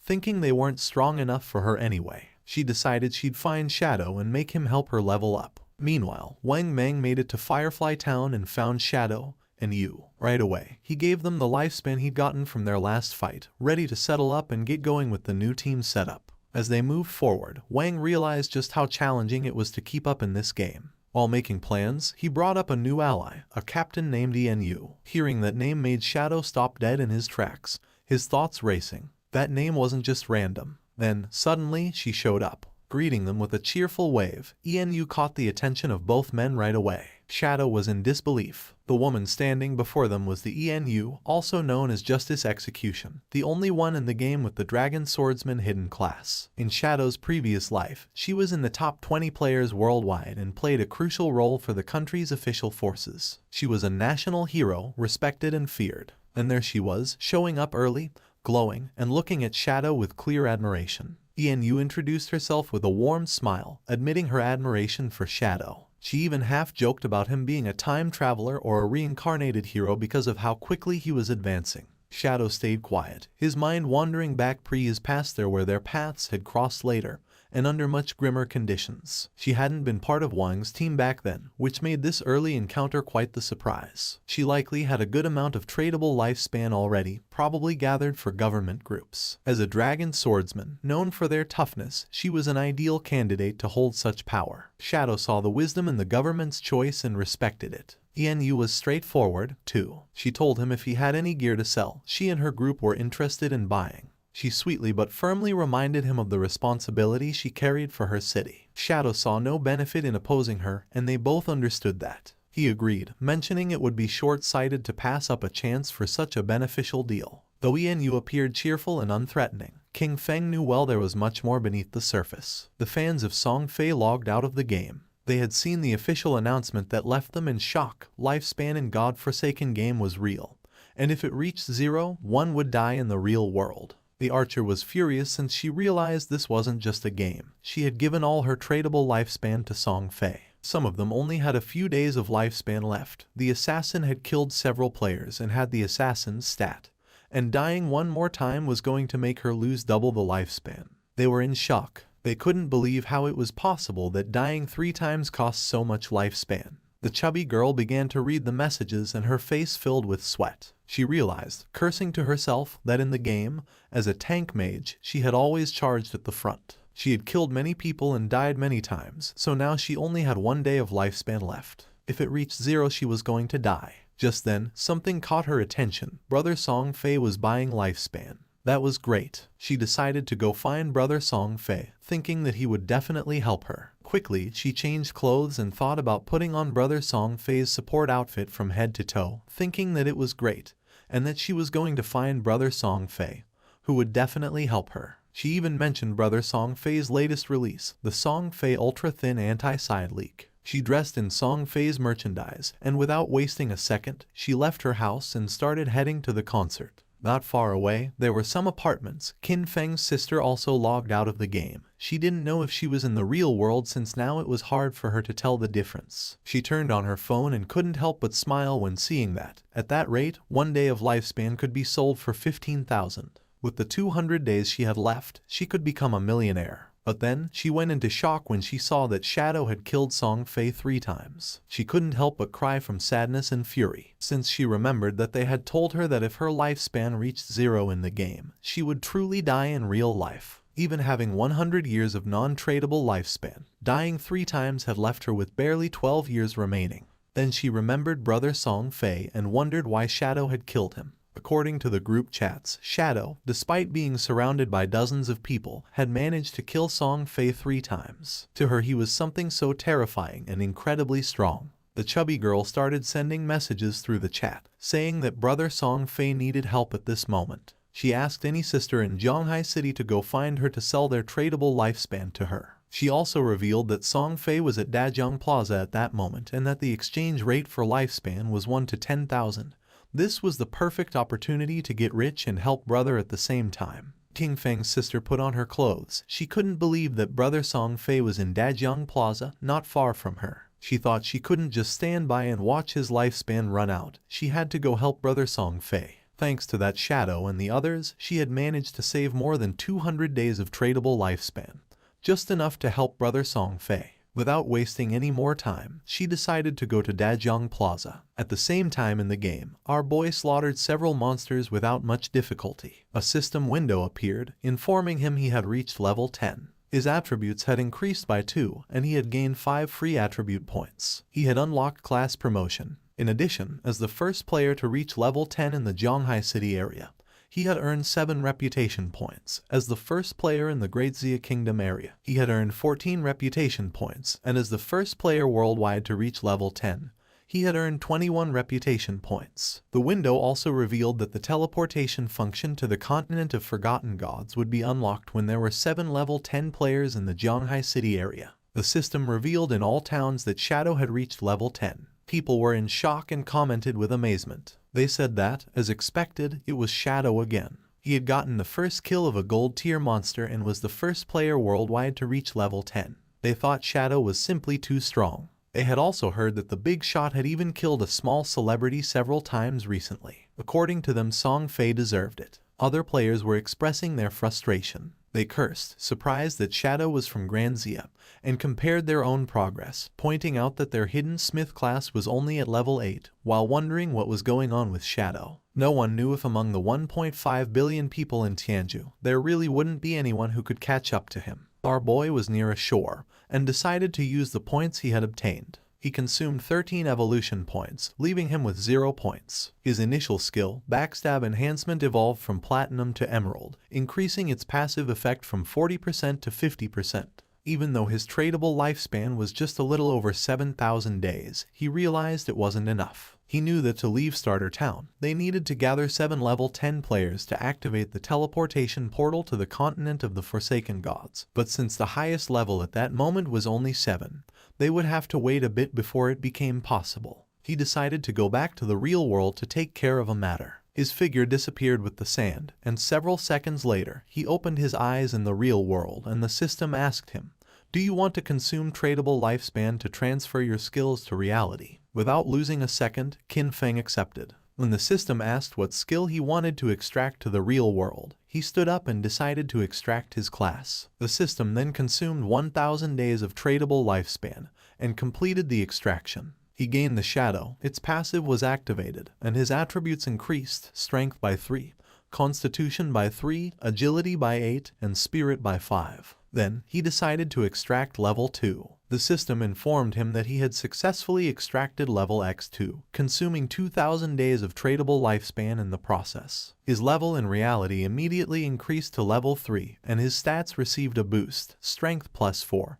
constitution plus 4, agility plus 14, and spirit plus 4. The system reported that he had consumed 900 days of tradable lifespan and extracted the skill Shadow Step of Platinum tier. It also informed him that he had consumed 2262 days of tradable lifespan and extracted the skill Venomous Dagger of Silver tier. He was happy since he still had 1292 days of lifespan left and for now could not extract other skills. He had only paid the price to extract a low-tier skill, but had obtained the Shadow Step of Platinum tier, being a beneficial deal. He couldn't help clenching his fist and feeling furious when thinking about Song Fei. Now his base stats were double those of an average person, and his agility had reached 32 points, surpassing the human limit. With unlimited invisibility and the poisonous dagger that could be thrown up to 14 meters, he could definitely find an opportunity to finish off Song Fei. Qin Feng started browsing on his phone and was surprised to see that Song Fei was aggressively buying lifespan. He wondered if Song Fei planned to enter the game and then go after him. He saw that this bastard was in Dajiang Plaza and calculated that being about 7 or 8 kilometers away, at his current speed he could get there in just over 10 minutes. Just then, his hand began to tremble upon seeing a message from Hu Qinbin, the arrogant and powerful company supervisor. Hu Qinbin was furious upon seeing that after growing wings, Qin Feng wasn't even answering the phone. She knew that the young lady had taken an interest in him and this was his big chance. She couldn't believe he didn't want to cooperate. Qin Feng decided to block Hu Qinbin, and while he was walking, he threw the phone and began to turn invisible, thinking that those people would soon realize what the true Forsaken Gods game really was. After a few hours, at Dajiang Square the Song Fei concert was taking place, which was full of girls. Among them was also Qin Feng's sister. On stage was Song Fei sitting next to a blonde woman. With a smile, she mentioned that she had heard he had been killed 3 times by Shadow in the game. She told him not to worry because she was already sending people to investigate Shadow's true identity. With a curious look, Song Fei asked how the investigation was going, and she revealed that she had already sent someone to Firefly Town to make contact with him. They would offer him an amount he couldn't refuse. When he came into the real world to collect the money, they would catch him, and when they did, they would make sure brother Song Fei could vent his anger properly. Upon hearing this, Song Fei couldn't help but smile and asked her to make sure to let him know when the time came. Then he asked if she had heard that her Dajiang Corporation had already used that method to control several players and make them work for free for her. Hu Qinbin couldn't help but laugh, since according to her, they were all idiots, so weak that they couldn't accumulate much lifespan. For her it was much better to be on Song Fei's side, since so many women voluntarily gave him their lifespan, and were even willing to die for him. Song Fei started laughing maliciously. A man who was among the audience began shouting and demanded that they all stop recklessly selling their lifespan to others. Turning to Song Fei, he added that Song Fei knew full well that lifespan was tied to life and death, yet he was still brainwashing his fans and aggressively buying up their lifespan. He accused Song Fei of endangering lives and declared that they were going to report him. Song Fei couldn't help but smile, thinking that there was always a fool who showed up to cause trouble. He stood up and made a public statement, saying that he had noticed some of the recent debates. He stated that his actions in acquiring lifespan had occupied certain public resources and caused inconvenience to the public, and for that reason, he felt deeply regretful and offered his most sincere apologies. His fans said that he didn't have to apologize since he hadn't done anything wrong. With a sincere smile, Song Fei admitted that he was truly grateful for all the support and affection from his fans. At the same time, he sincerely urged everyone to remember that all love should be positive and uplifting. He hoped everyone could follow their idols with rationality. During that special moment in the game, while ensuring their personal safety, they also needed to work together in a more positive way to contribute to society and bring positive energy. With his face full of tears, he explained that while the entire nation was being affected by the game, he had been actively cooperating with the authorities and working hard within the game. That was the reason why he had used his personal wealth to acquire lifespan, hoping to become a quality idol in the game, someone worthy of liking. He had done this to give back to his fans, hoping that everyone could gain something outside of the game and live a happy, peaceful, and safe life and work together for a better tomorrow. But he never expected that it would cause so many problems for everyone. His words made all his fans unable to avoid crying. He apologized to everyone for having caused them trouble. This made everyone feel sad. They started shouting, saying that he had not done anything wrong. They got angry with the man, calling him a bunch of savages and telling him to leave from there, since they were voluntarily helping the brother, and told him not to insult their genuine intentions. The chubby girl went up on stage and asked everyone not to listen to those ridiculous rumors from outside. She didn't know how they dared question the brother, since only fools with pig brains believed everything, asking how the lifespan of the game could possibly affect the real world. She put her hand over her chest and declared that she was the one who was willing to die for the brother. She said that when she logged out, it showed her that she had less than a day of lifespan left, but she was perfectly fine. Even if the rumors were true, if even they didn't have the resolve to die for the brother, then they didn't deserve to say that they loved him. His words made the other fans feel excited, and they decided to give all the lifespan they had to Song Fei. He was happy to see the enthusiasm of his fans. He extended his hand toward the chubby girl and mentioned that being loved by someone like her made him feel truly honored.